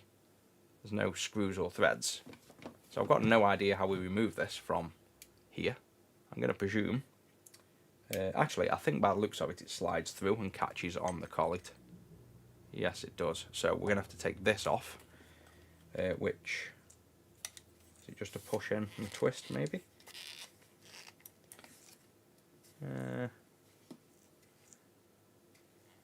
I've seen quick change tools on this, so I'm hoping. Oh, just twist. So, yeah, so you just twist that way. I think it came with a tool to do this, and I've probably long since binned it. So that slides off. There's the heating element. There's the tip. So you can see the tip that came with it, and the tip I've got. Can't really tell much difference yet, because obviously this has got solder in it. We need to use it. But let's slide that through here. Slide that on. And now we have this, so let's plug it in and see if we can desolder pump without ripping traces. And if so, then you'll probably see me using this. The other thing people said as well is make sure your temperature's not too high. I think it's turned on already. Temperature, for the hot air, you probably hot air. For the desolder, I think we want fairly hot. I think we want the 3, which it's already set to. So it's got 3 on there. And I presume the way we tell if it's working, I think this won't focus that high up to see the top of this tip. So you've got a blurry image there, but you can still see the solder in the tip there. If I just press the vacuum, will that clear that hole? Yeah, it has. So it's out of focus, but you kind of saw movement. Let me see if I can get it there. So now the tip is completely, yeah, it's just the angle. I can't get the overhead to show you, but that tip's now clear of any solder, and it's nice and small. So let's have a go at seeing if we can, one, will this even desolder? So I guess if we, the only thing is I'll probably, this mains power lead's thick and bulky and gets in your way a bit, but that's not major. Let's go over this. Ooh, just about fits over the leg. Like it literally gets stuck on that leg. So this tip is actually too small. But you're never going to rip a trace doing that, because you could literally see when you go over, it like, well, I'll say you're not going to. I don't think you're going to. Yeah, nice. And that didn't touch. The important thing is that didn't touch that trace at all. And is that free? Yeah, that's worked perfect. But this tip is a little bit too small. Like, it squeaks going over. So you literally have to force it down. Wait a second. And then pull it off. So that's actually working really good. So maybe it was the tip size. I think that's the key thing, because so long as your hot tip is mainly touching the annular ring, not the fine traces, I think this will actually be a viable option. So this is pretty cool, because this is one of the things that does take time, and you're kind of limited. Yeah, it's working perfect. Other than, it's definitely, this tip is too tight. I'll get the next size up. This is 0.6mm. I'll get a 0.8mm. That's impressive. I've never yet used a desolder gun without thinking or actually ripping traces, and that's literally, the legs are completely loose, completely done. That's wicked. So that's another thing we've now got. See how many things I've brought while I've been away and thought about. I go on holiday and I sit and just think about how to improve all the other things I've been doing. So now you'll probably see me using this gun a lot more when the next tip comes. I need the next size tip up. That is too small, but I feel confident that I'm not going to damage stuff with that now. So that's a nice to have. And obviously I've learned something new. I never really appreciated the simple fact that the tip size can destroy pads. So again, always learning new stuff. This I'm going to put, I don't know where, the spare tip. I need somewhere to put these tips now. I'm going to put him on there for now, and then when I come to use this, I'll need this to be left out somewhere, I think. Or, mind you, for how often I use him, he can go where he was, which is in the tub under the desk. I just need to remember where the spare tips are. Right, so now on to this. So this is another way of potentially doing it as well. And the reason I've got this is, again, just trying new things. I was lifting pads whenever it was on higher than 2. Yeah, I'll probably try the lower temps after. The lower temp was 400, was it? I can't remember, 400 or 350, but the solder should melt around 320, 330 anyway. Like, as in all of it, it obviously melts in the 200s, but I can always try the lower setting. Right, so this one, don't know what this cost. I think it was a few £100. I don't know, let me have a look. And then if it's any good, I can kind of recommend it for you as well. AliExpress, and I've got, like I say, a few other things coming as well, similar to this. A lot of new tools and things. Am I logged in? Now the last thing I laughed at is I've got my keyboard on screen here. I have to be really careful I don't sit and type passwords while you see me typing the passwords. Which I'm sure I did at some point. Right, I'm logged in. Spammy spam, go away. My orders. That's not come, that's not come. That's coming today maybe. I ordered a lot of stuff from AliExpress. Here we go. This was 320 quid. So, not cheap. You can get a hell of a lot cheaper irons, but I'm kind of hoping the price also dictates the quality a little bit, and that we've got a decent one. So I purposely looked for one that should be decent. Manuals I never read. Ooh, whacking the camera.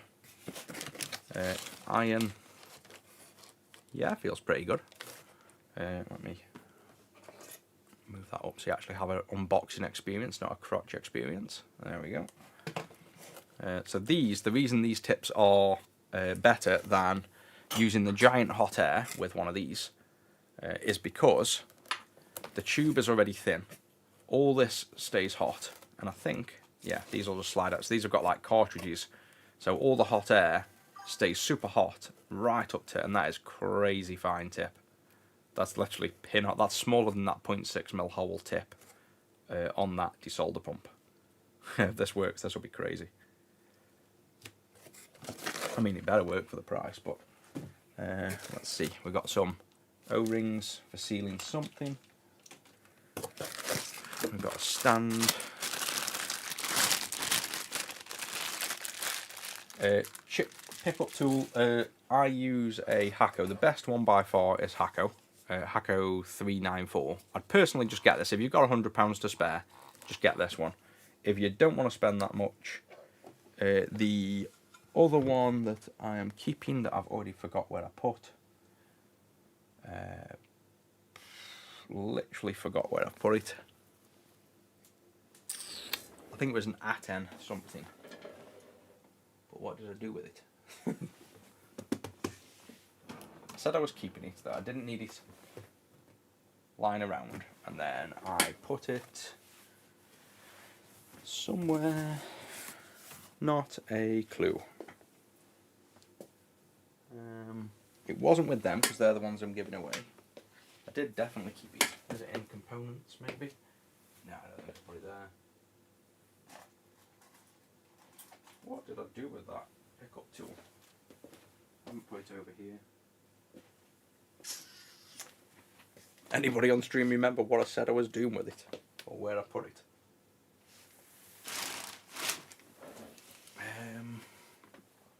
Genuinely can't remember. I think I can look on AliExpress anyway, get you the part number. That's probably... Oh, I've closed it down. Let me just pull it up a second. I'll tell you how much it was as well. But it's more than good enough. It's just personally, if you want the best one, just go with the Hakko anyway. So the one I got was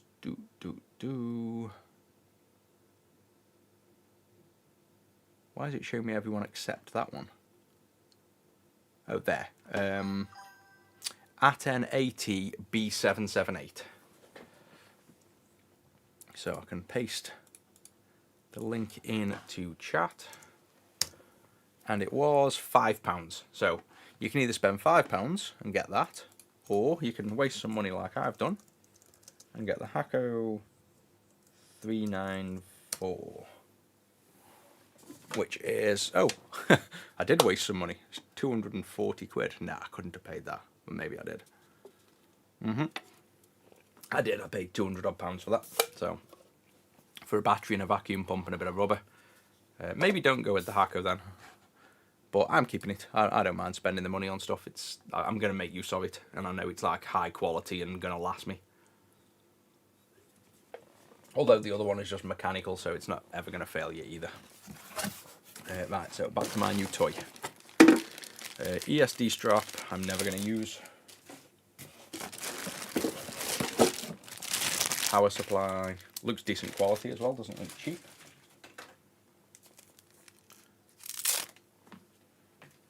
So we'll plug him in a second. And now this is what we want.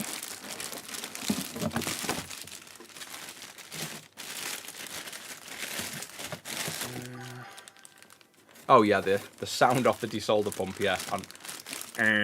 That's going to be annoying as doing 30 holes. So, that's quite a good impression. I sound like a desolder pump now. It's probably what the missus says I sound like anyway. Oh, we got some carpet. I like this. This is definitely a bit premium. I've got a little, oh, look at that, little metal tin. All the little things. Right, then can we get this off my desk?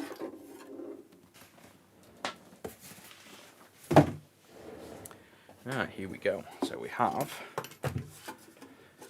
this is what we come to see. This is the thing I was most excited about today, just because it's a completely new experience. I've not ever used a proper cartridge-based micro hot air. I've only ever used the little nozzles, you know, like these things. I've used these before and gone, you can't get enough heat, they're useless, and just gave up and thought micro hot air was useless. But then I've seen these baby tips with cartridges, and I honestly think this is going to work, which is going to be so cool. It's going to give us more options for hot airing in tighter areas where plastics are around and stuff. So we have a little protective thing over the screen. There's that. Let's clear up the desk a minute. We've got some tips. So these are coming with precision hot air tips. I went with the one, I think, with all the options. Oh yeah, that's nice.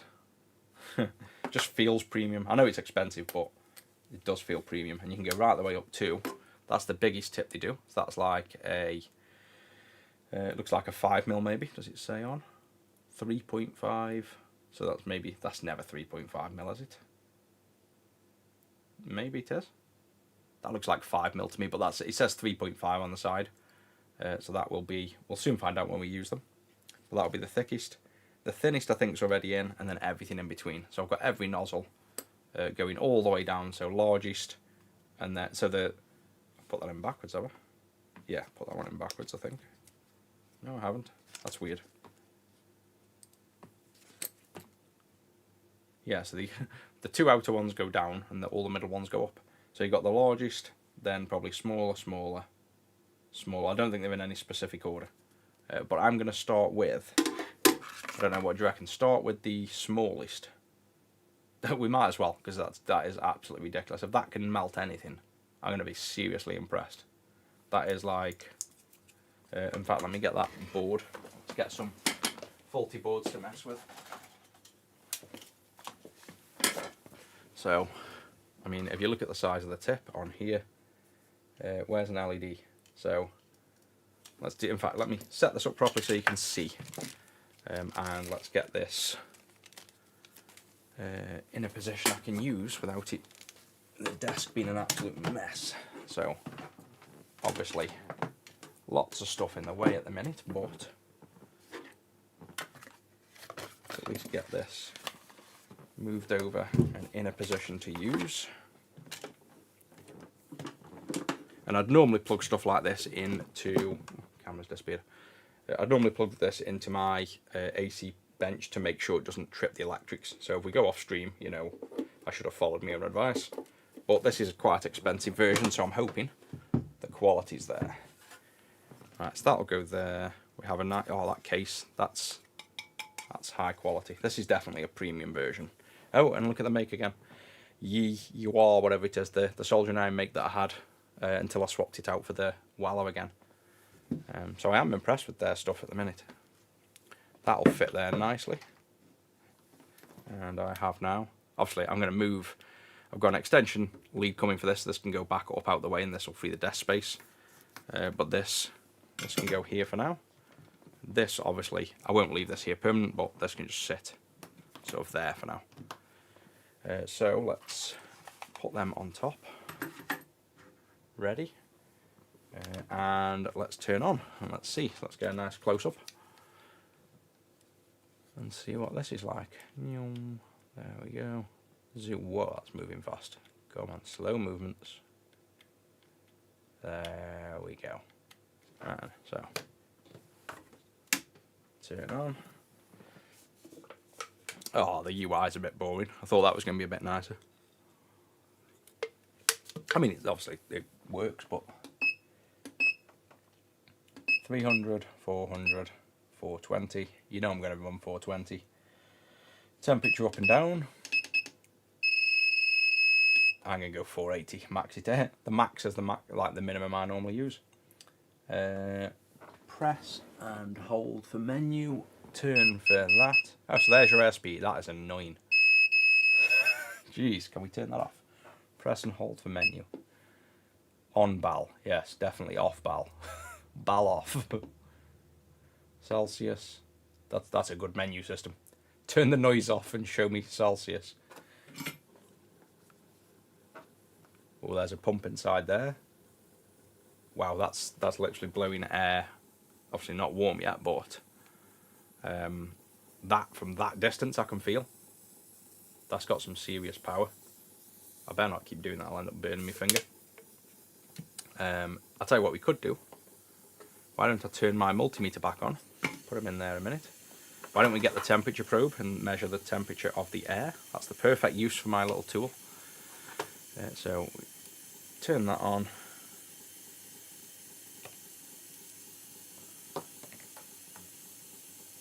Plug in the temperature probe. Take them out.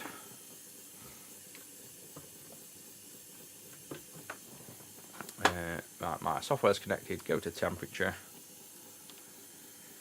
And this should then, you don't need to see up there then.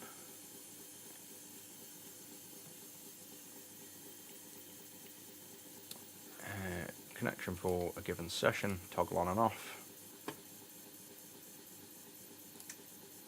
There we go, right, temperature. Lift this off and I guess it's trying to get it onto that thing. Wow, you've got to be crazy accurate with where that's going. That is absolutely ridiculous on how accurate you'd have to be. I mean, it's working, but that is mad. That is super accurate. So if this works, though, this is absolutely ultimate control of hot air. So there's the tip. I've got a feeling this is going to be perfectly usable, but a technique we've got to learn. So look how close you have to go. Look at the angle. So, whoa. So look at the mat. Yeah, that's crazy. So I'm going to burn my mat if I'm not careful. So we get that over there, like literally on the dot. Hot air, 500, 600, that's crazy. Move it slightly out of the way. It's not even making it warm. So I can't even show you how accurate that is. That is ridiculous. And look at the tip, it's glowing, it's that hot. I'm going to turn this down. This is, yeah, this is crazy. I don't think you even need to be that hot. Right, this is 400. This is working wicked. So yeah, if I go there, so there's on. If I move it literally just up in the air or even off to the side slightly, nothing at all. In line, you got the hot air. So that is crazy control. So this is definitely working. I don't know what SE means on my screen. I've already got a complaint on it. SE, that normally, I've had that issue with something else before, but I can't remember what it was. Let's turn off the SE. I don't know what SE it's moaning at on screen saying SE. Where does that remind me of something? SE used to pop up on the Hackos, and God knows what it used to mean.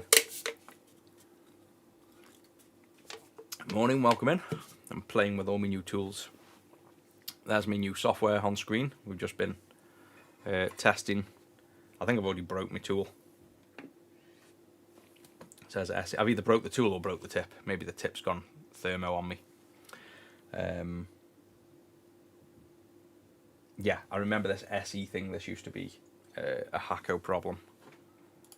So, see my thing now says SE. I could read the manual, but I'm not going to. I think this is just this tip. Probably killed the tip already, going to 480. Getting too excited. Nope. So maybe we try another tip. Maybe I've already killed the superfine tip. Maybe it's nothing to do with that. But yeah, this is mad controlled heat. Let's go the next size up, or 1.5. Yep, so I've killed my tip already. So let's not go to the 480. Let's stick to the 300 now we know it works. Killed the micro tip. So I'll probably just complain to them that that's shit. I've turned it on, put your temperature up, and it's killed it. They'll probably tell me you shouldn't have ran it at the maximum temperature to start with, but that's what you're meant to do. So now, yep, there you go. This is working. So this says it's 300 degrees. So in theory, I don't know that much about thermodynamics that would this ever go above 300. It shouldn't technically go much more above 300. And look at that. 300, that is crazy. It's even accurate as well. I am loving this. Oh yeah, good point. The 480 went to 600-700, so that's why the tips died. It's definitely Maybe, like I say, maybe you're not. The manual might say on the superfine tips, don't go that hot. I just wanted to. I love 480. I like killing things. So let's see. I can see this working. This is going to be ace. The noise is a bit annoying, but oh yeah, and I've also got the air at max as well, haven't I? That's the other thing. I've run everything max, 480 Celsius, 100% airspeed, and the smallest tip possible. So maybe that maybe the thing whinging at me that it was struggling to push air through was kind of hinting at me that you've got it way too high. So this is now on very low airspeed. Oh, this is crazy. Very low airspeed. Can I turn this down to minimum airspeed? No, that's not even blowing air, surely. Yeah, so that is like a mild puff of air. So let's go up 2 or 3. Sounds like a steam engine starting. I keep going off stream with that. I keep thinking we're on stream. That in line. So temperature regulation's pretty good. I mean, that's spiked to 350, but there we go. You've also got to bear in mind how accurate's my temperature probe and things, but yeah, I'm impressed with that. So this is on very little hot air. This is on like two bars of hot air and 300 Celsius. So let's see if we can do anything with it. Oh, I might as well start right. No, in fact, I was going to say I'll start by this because this is the perfect example. You want to take this chip off, but you don't want to melt this. I'm confident I'm going to be able to do that, but let's not start with that. Let's start with maybe just trying to remove this resistor. So you should be able to just go super close and then remove resistors, I presume. I don't know how long it's going to take. And this is, bear in mind, on the low. Well, actually, I think we need to go a bit above 300 because the solder will barely melt at that. Let's go to 320. And to be honest, let's just turn the air up a little bit. We're on 3 on the air and 320 on the temperature now. Oh my god. That is sick. That's absolutely sick. Oh my god, this is awesome. I did not expect it to work this well.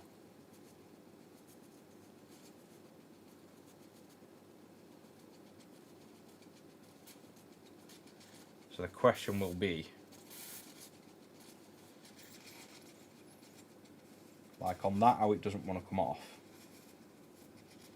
Do we increase the tip size, the temperature, or the speed? I'm going to say I'm a bit cautious of the temperature because the 480 was massively unregulated and killed me tip straight away. But I think it's going to be more airspeed. So let's go up with the airspeed. 50% airspeed. That sounds pretty aggressive on the airspeed. Yeah, that's blown it flying off. So you want to keep the air down. So I think that maybe like 3 on the airspeed. Can we put the chip back on is the question.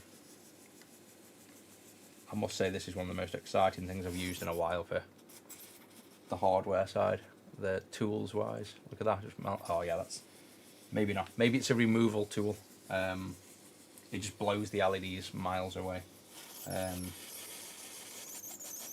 Maybe just a bigger tip. Let's try a bigger tip. For removing, perfect, but for putting back on, not so much. Let's remove this tip. And let's go with, I don't know, just go with the largest, because the largest isn't even that big. The largest is just about wide enough to go over an LED. That's mad.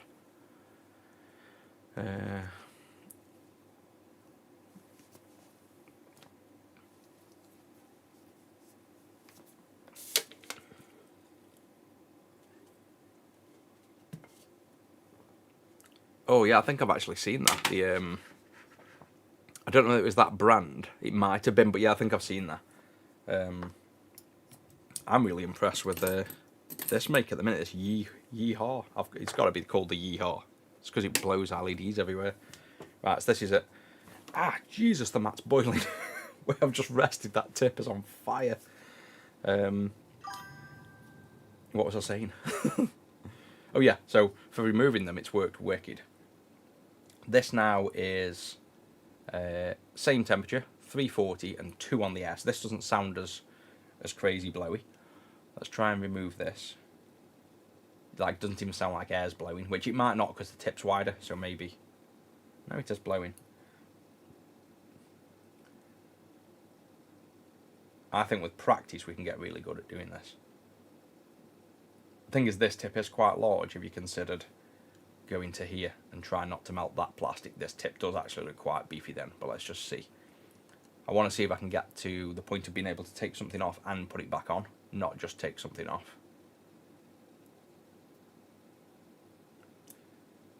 And then, like I say, temperature wise, I almost want to go more air, not more temp, because you don't want to be pushing a lot of micro heat and causing, you know, popcorning and burns. Yes, that's removed that. Now, can we put it back on is the question. Are we going to get like a little bounce and a flow? Obviously we're dry jointing the shit out of this thing, so let's maybe put some flux on.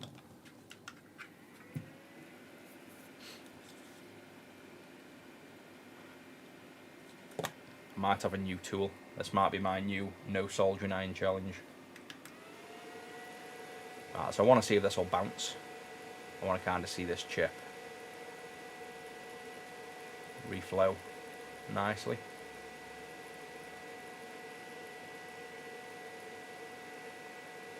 Yep. So we can reinstall. Why am I so zoomed out as well? Is that all the way zoomed in?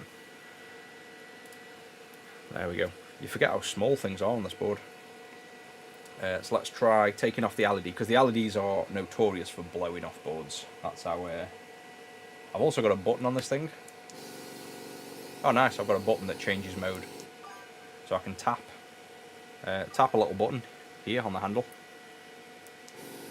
And you can toggle between 2 modes. So that's a really useful feature. Maybe one for removing and one for putting back down.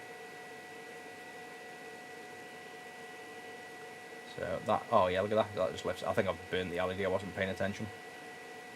That can go back down.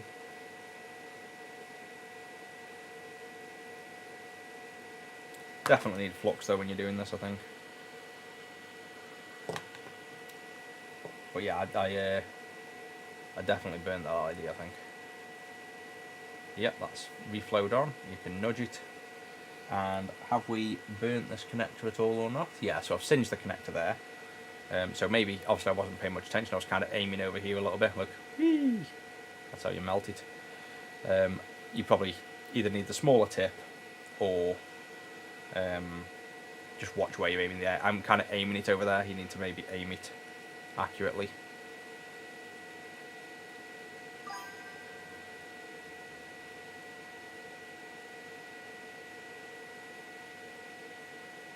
Yep, so that removes.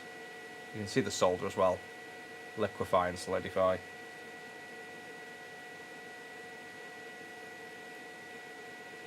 We'll get it to pull into position for us.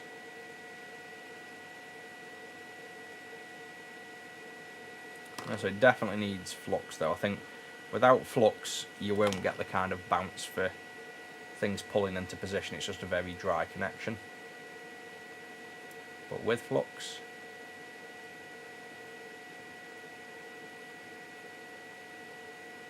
yeah, it's definitely better for removing than it is putting down, but that's probably a skill issue. I don't think... Let's have a go with these shifters. So these shifters are tiny, tiny QFNs. So these are minuscule. Look at the tweezers.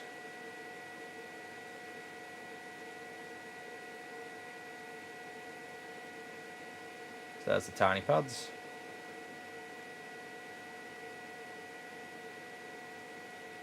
And that sort of pulls into position. There you go, that did actually pull into. This is wicked. This genuinely is... Like, this is amazing. This is well good. I did not expect it. Like, I was hoping it was going to be good. I didn't think it was going to be this good. I'm obviously shit at using it at the minute. I can tell it's a skill issue, but the potential for this is mad. So the idea would be, this is why I brought it though. Say you've got situations like this where we have... like this is a perfect example on an Amiga. There's a IDE connector like this, and then a SMD cap, an aluminium cap that you don't want to blow up, and then another connector here. So you have basically, in fact, let me pull up a picture. Yeah, I haven't got one open at the minute. Let me pull up a picture what I'm on about, and I'll show you. Amiga, I think it's the 500. It's the 500 or 1200.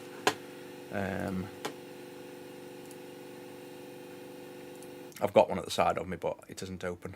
No, it's got to be the 1200 then. Oops. Amiga 1200 PCB. Yeah, so it's the 1200. So, images. Just find a rando image where I can zoom in for you. There we go. Somebody's selling one somewhere, maybe. I don't know. Right there. Can I zoom in on that? Right, really shit quality image, but if I pull up this on screen, so see this arrow here, so you can see me out. See this cap here? Look at that. It's like, there's a connector for the keyboard, I think it is. There's the cap. There's another plastic connector. That's impossible at the minute to get out with hot air. You do melt shit. So you either go underneath the board, and then you've got to heat the board underneath for a while, and then you can still melt stuff when you heat under the board. So this is the exact reason I brought this. And I've got an Amiga. Actually, I've got two Amiga 1200s I've got to build for Prestige, so I will use it when that comes up, and we'll see if it works for that. But I think it will. I think that's going to be perfect for that.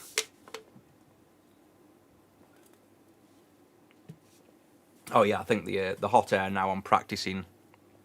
Well, I haven't practiced yet. I've only just started back doing the work after being away. I've got mine set to 330 on the hot air at the minute, on the big hot air. So the micro hot air, I want to. I'm going to change this tip. I want to get back to the small tip again because this is massive. I unfortunately do think I've killed the micro tip, but I do think the micro tip is crazy small. This other one is, I think this was a good size. This other one we used, ooh, still a bit toasty. This is a 1.5, this other tip. So see the size there, 1.5 mil. That looks like a good size. Big enough to get into places, not too big to blow stuff off. So let's try. My goal will be remove and re-add this resistor without melting this and this. And the key will be, we don't want to melt anything, this plastic here. That will be the test.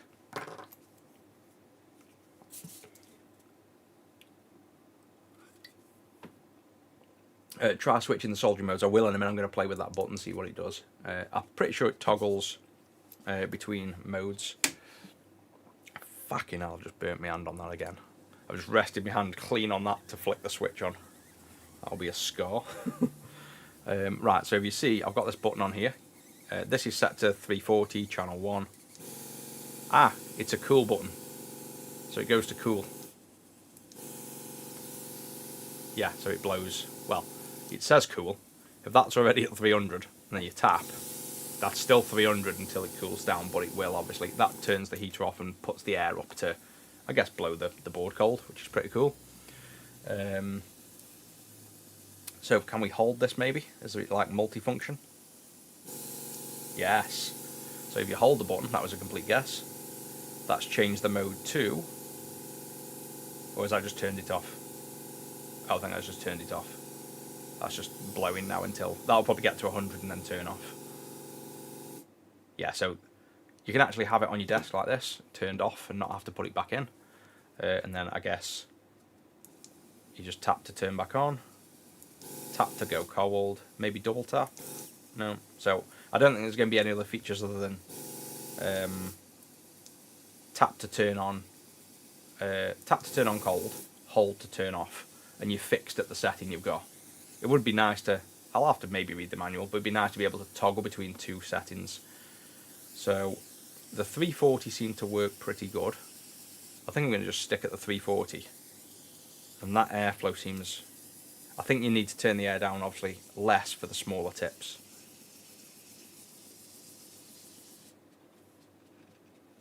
Whoa, geez, that's hot. Gets hotter when it's lower temp. Yeah, I'm going to keep that on the lowest setting pretty much. Definitely need some practice with this. Right, so flux on here, this is going to be the goal. Take this resistor off, put it back on, and not melt anything. That's what we're trying to achieve, and if so, this is an absolute win. I'm going to try and pay attention as well, so I'm not going to look up at stream, I just want to pay attention to what I'm doing and attempt to do this without melting anything. Well, I say that I need to look at the stream to see what I'm doing, but I'm going to go in like this. I'm still going to purposely aim away from the plastics, because you don't want to, you know, intentionally just aim blindly at plastics, but I can angle it away as best I can.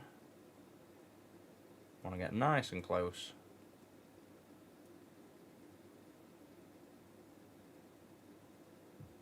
So that's removed the resistor. And go back in. And the key here is, can it reflow? So you've got enough hot air because that's gone flying. So even though you can't hear it running, it's completely silent. Let me just, I'm trying to pick the resistor back up. I'm going to put the resistor on upside down because I can't be bothered to flip them around. But similar to any hot air, you'd kind of make sure one pad is tacked in first. There's the second, and there's the reflow. So there's the pullback. That's mad. So definitely a technique to learn. That's me putting it back in the station. But now, have we melted anything? No, look at that. Flawless. Absolutely flawless. Nothing melted whatsoever. So you would not do that. Well, I probably could. I could possibly do it with the bigger hot air. But the point is, you've got way more control there for tighter areas. So we can take that off without melting. The other cool thing, I've seen videos of this being done, is you can reflow, say like a single pin, like, I don't know why, maybe, or reflowing the game gear. Tell you what, let me get a game gear. Let me get Daddy McDead. This is the poor VDP I killed. Let's say we wanted to reflow these pins. Flux on, get my fan going, get the micro hot air, and then I'm going to go down here and I want to reflow just the pins.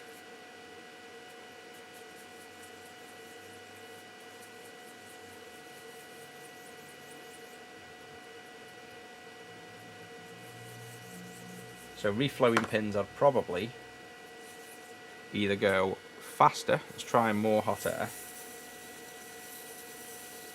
Wow, that's blowing solder everywhere. So I definitely wouldn't go hotter on the air, like faster on the air. Keep your air at a reasonable speed. Let's go hotter on the temps then. So let's go 380. Seems reasonable.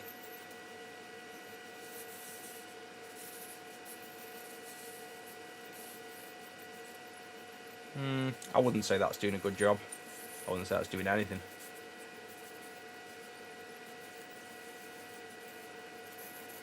So not for reflowing chips. Let's try the fatter tip. Maybe the fatter tip works better for reflowing.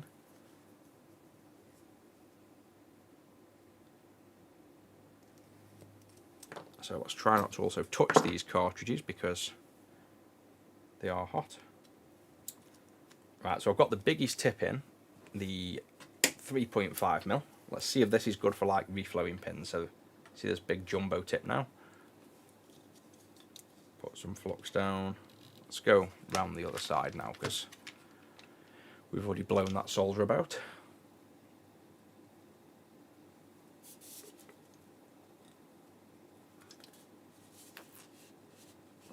I'll catch up on chat in a minute, guys. By the way, I'm too much enjoying my new tool, so I'm not really paying attention. Right, so this is at 380 with 2 on the airspeed.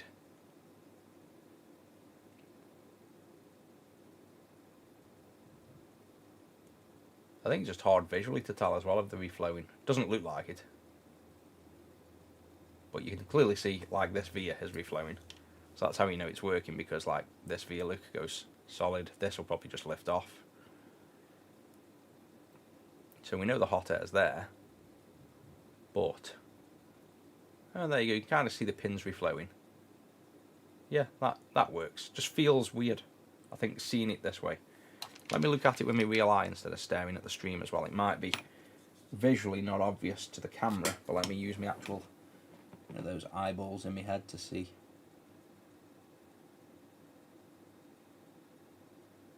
No eyeballs say the same thing as the stream. I can't really see. I can't visually see the reflow. So I wouldn't feel comfortable reflowing it like that. Ah, there we go. There we go. Does that show on stream as well? See, the stream doesn't... Yeah, you can just about see. See them pins now going like shiny as we go down. Yeah, so it's a damn slow process though. And then more air. Let's go on this one. I think with the fat tip we can probably go. Let's go loads of air.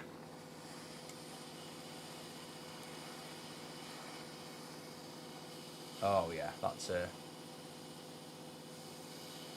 definitely gonna be melting the pins. I think you just can't see. I don't think I'd use it for reflowing. No, you can there. Yeah, you can. You just got to be patient. I'm just being impatient. So for reflowing, probably, and again, it comes down to practice, but probably the fattest tip, 380 degree on the air, and 50% on the airspeed. And then we get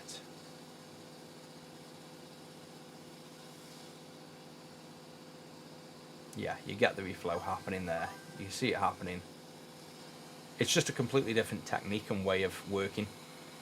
Like, you've got to learn the new times, that how long you wait and when to expect the reflow to start, and basically technique. I've not used this, and it's definitely not the same as using a normal hot air station at all. So reflowing, I think I need more practice first.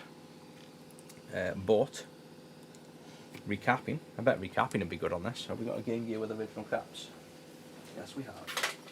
How about taking caps off? Where's a cap? So, stinky old cap. Flip him round. There he is. And this cartridge connector is one I like to burn, so let's have a go with this.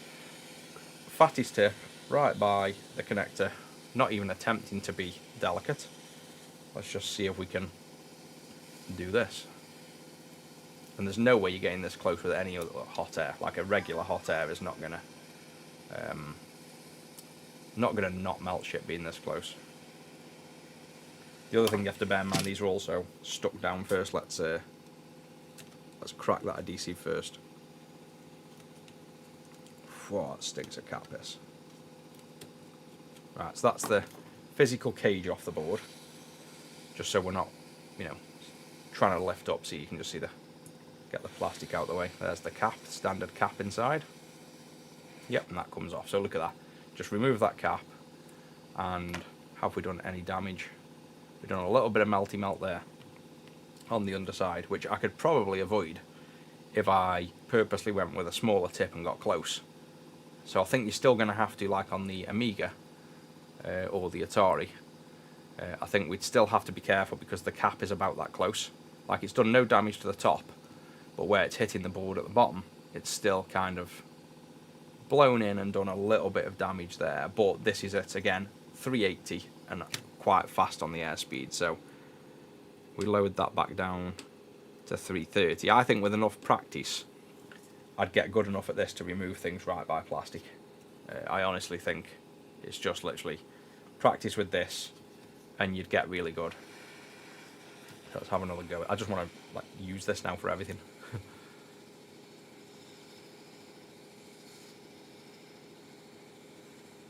So I think it's, yeah, that's wicked. Comes off. So this is definitely a lot more precise and controlled for, wow, look at all that electrolyte. That's the perfect reason you recap consoles. Look at the state of that. Yeah, this is way more controlled for just being delicate with the board. I guess you feel like you're being a bit more gentle with the board and not putting heat where it doesn't need to be. I really like this. This is one of my new favourites for sure. Yeah, that's wicked. I like that. 100% will recommend that. Yeah, that's good. Right, let me catch up on this chat because I haven't been paying any attention for probably about 20 minutes, to be honest. Let me just scroll up. Oh yeah, there's been loads of chat I've missed.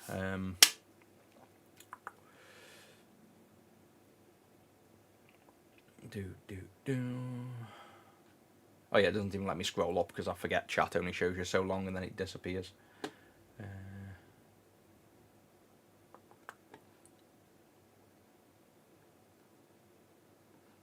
Oh, we got spam in the chat. Oh, mostly a spam bot. Let me open up YouTube, and I always forget how to do this. Do I go to my own live?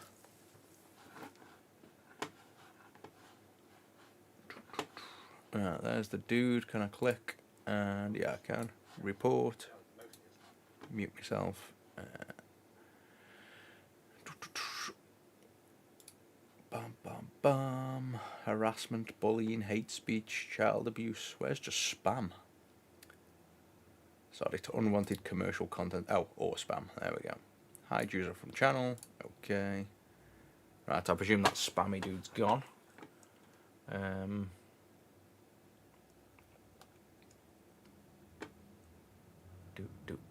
Got it. I think it's just all that dude spamming chat. Bum bum bum. Yeah, can you shut the fuck up? the one time I don't pay that much attention to the chat and we just got a spammer. We definitely need that thing where people can comment a certain thing and it makes a noise to tell me that there's a spammer. Right, yeah, so that should stop now anyway. Yeah, so there actually wasn't any chat, it was just a spam botter. Right, that's that tool. I'm impressed with that. What else did I actually want to test? Is there anything left? I've got that. I've done the desolder gun. I have lost that desolder pump though, the one I said I'm keeping. Literally, oh, it's up the top. I found it now. I put it on top of my multimeter at the top. So the only thing I wanted to show, which really, to be honest, I'm going to leave that for another video. I was going to show how to fit the new GBA clean juice, but, well, I'll show it here anyway, but this video is obviously, the stream's quite long now. I don't want to mix it in with yet another long stream. I'll do a dedicated stream to show you this, but this is the Clean Juice AA. It now comes like this. You get a USB cover, you get a little spudger, and you get the board. And I will show you how to fit this. Very similar, but it's a little bit tighter than the previous one. So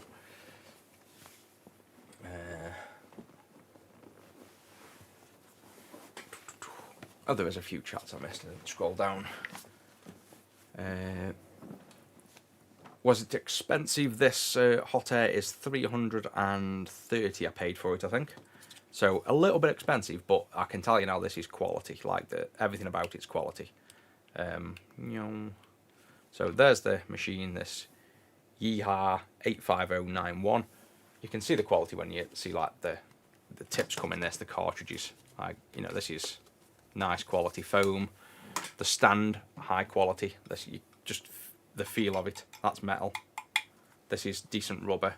You just see that it's quality. Handle feels good. Tube feels good. I think that is probably, based on the fact it's a Yeehaw, that's probably a JCB clone, or a JBC rather, not the Diggers. I reckon that's like a clone for how good that is. It's crazy. The only thing is, I literally went, oh, world's smallest tip. Oh, max temperature, max airspeed, and then this just went thermo on me and literally was glowing red. So I think that was my fault. I'm still going to complain to them and buy some more tips anyway, because this is genuinely good. I've ran it at literally airspeed of like, I picked this up. The fattest tip I've only got 50%. The smaller tips I'm literally running the air, like literally turned off and then 2 cranks up like that, and that's more than enough. So it's running very low, like there at most. But for the fat tip, I've just cranked the air up like that for doing the reflow, but you never need the air up there. Like, that is ridiculous. Like, you do not need it anywhere near. I just presumed you would, but you need it absolutely nowhere near that top end at all. So yeah, really impressed with that. So just a quick demo of this. Like I say, I'll do a dedicated video, but for those of you that want to actually see it,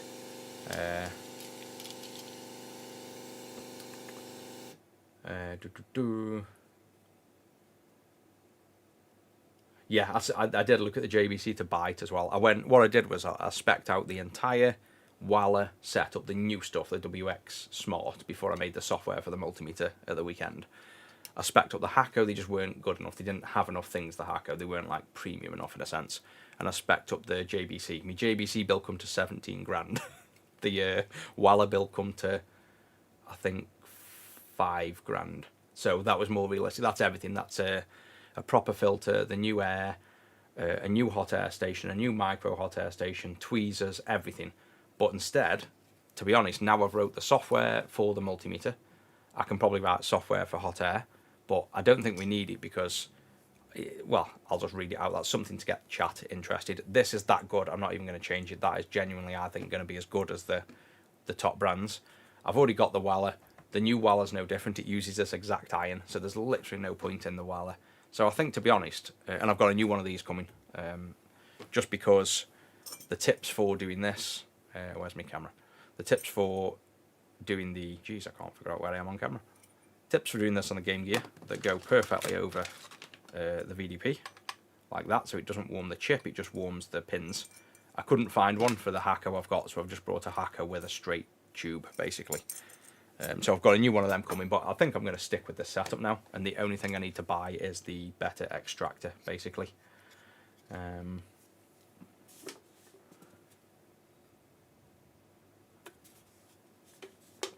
Oh, your wife's full of hot air too. Mine is.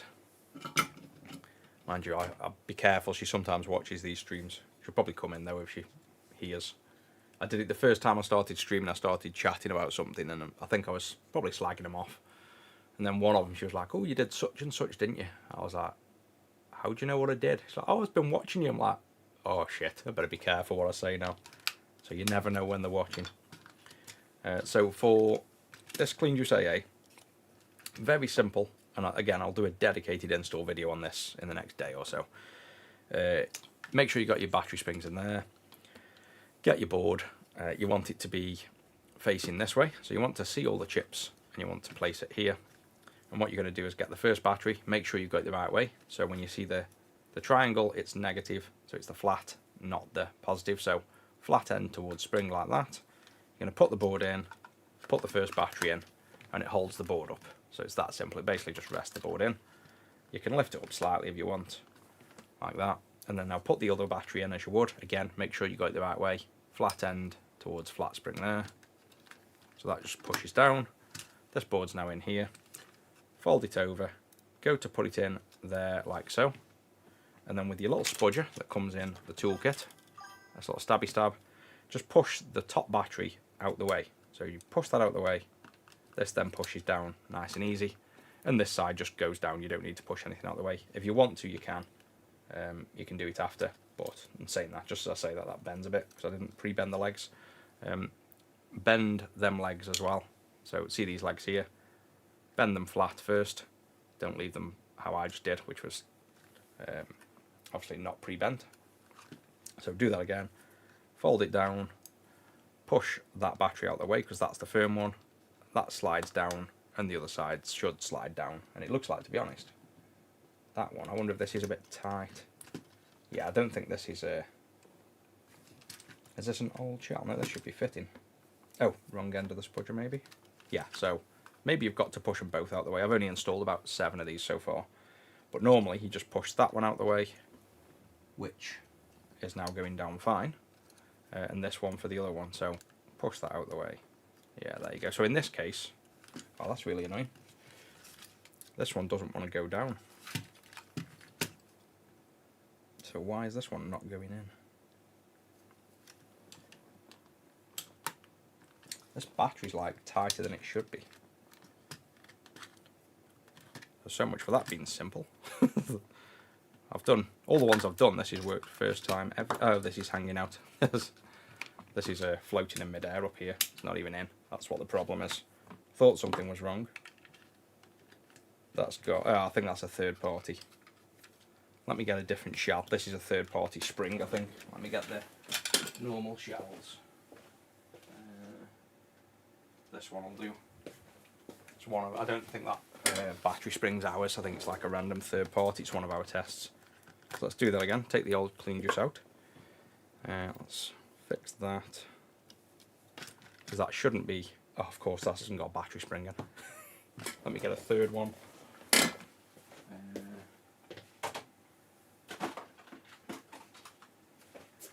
There we go. Right, this is an original, but it works on originals just the same. Principle's exactly the same again, basically. Place this in, put your battery in, like so. Put the other battery in, like so. Bend down, put that as if it's ready to go through. And then all you should have to do, and this also does for us, push that battery out of the way. That slides down.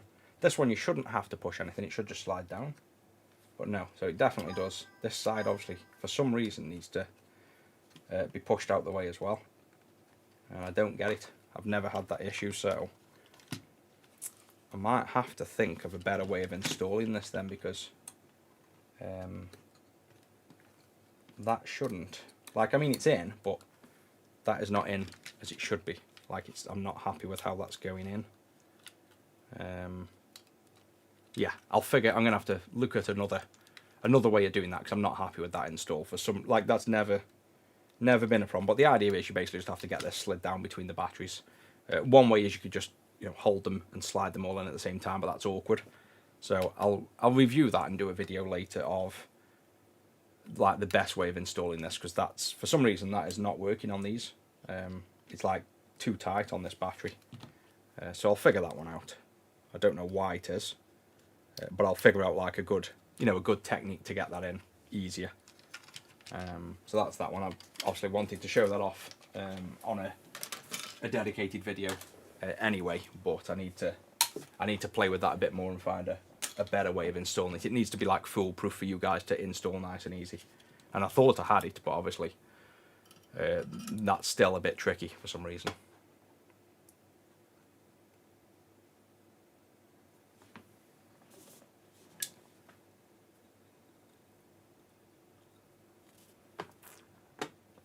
Right, what time are we on? 20 past 8. I don't think I've got any time spare to start a repair yet. I'll probably... What day are we on? Tuesday? No, I haven't. I can probably come on stream later, maybe 3 or 4, so I'll probably come back on later in the afternoon and carry on streaming. For now, I need to clean up all this mess, set this new hot air up in a position that I can use, get this off my desk and up out the way, and then get started with the day. So I will probably come back on later this afternoon for stream. Tomorrow we've got our first sub-only stream, so if you're subbed on YouTube or Twitch, we're starting the sub-only streams tomorrow at 4 PM. It's the first one. I'm going to go through my entire desk setup, tools we use, and then I'm going to start teaching you how to do like soldering, repair, diagnostics, reading schematics. We're going to make a PC Engine GT product that's going to be open source and released, and you're going to see that made on the sub-only streams. And plus, obviously, if you're sub to the channel, it just supports me and what I do. So if you're interested in anything like that, then definitely just join the YouTube membership or the Twitch sub. You'll also, if you then go on discord.gg/retro6, link your YouTube or Twitch to the Discord, and you'll be invited to a secret elite members chat channel on Discord where all of the subs are, like all the ones that have joined the Discord. And that's where we'll have a lot of the chat and planning for all the sub-only stuff. So you really want to get on the Discord and go into that channel, because that's where majority of our convos will happen. You know, when we're planning the streams, when people are on. If you've got any questions outside of streams, you can ask in there as well, and you'll get dedicated replies from me. So all that good stuff. But yeah, that's it for this morning, guys. A ton of new products. If you haven't seen it from the start, probably go back and look. There was a hell of a lot of stuff I've brought, and to be honest, everything's worked pretty much as I wanted to, and it's been good. Yeah, I've got some more stuff coming. If you found that interesting, let me know, and I can obviously stream the other stuff when it comes. Yeah, thanks, Rune. I think I can hear Rusty outside, so I'll go check on him now. He's either had his food already, or he's going to be angry at me because it's way past his breakfast time. Hopefully, he's been fed. They've got a little something inside them. That must be normal. Yeah. Yeah, they have a shaky thing and they all work. Let me just quickly try my thermonuclear tip as well, see if I have destroyed it. You can see literally the the fact the tip is glowing, like that steel has changed colour. Yeah, I've defo killed that tip. so SE means seriously erupted. I don't know. Whatever SE means, it means it's dead.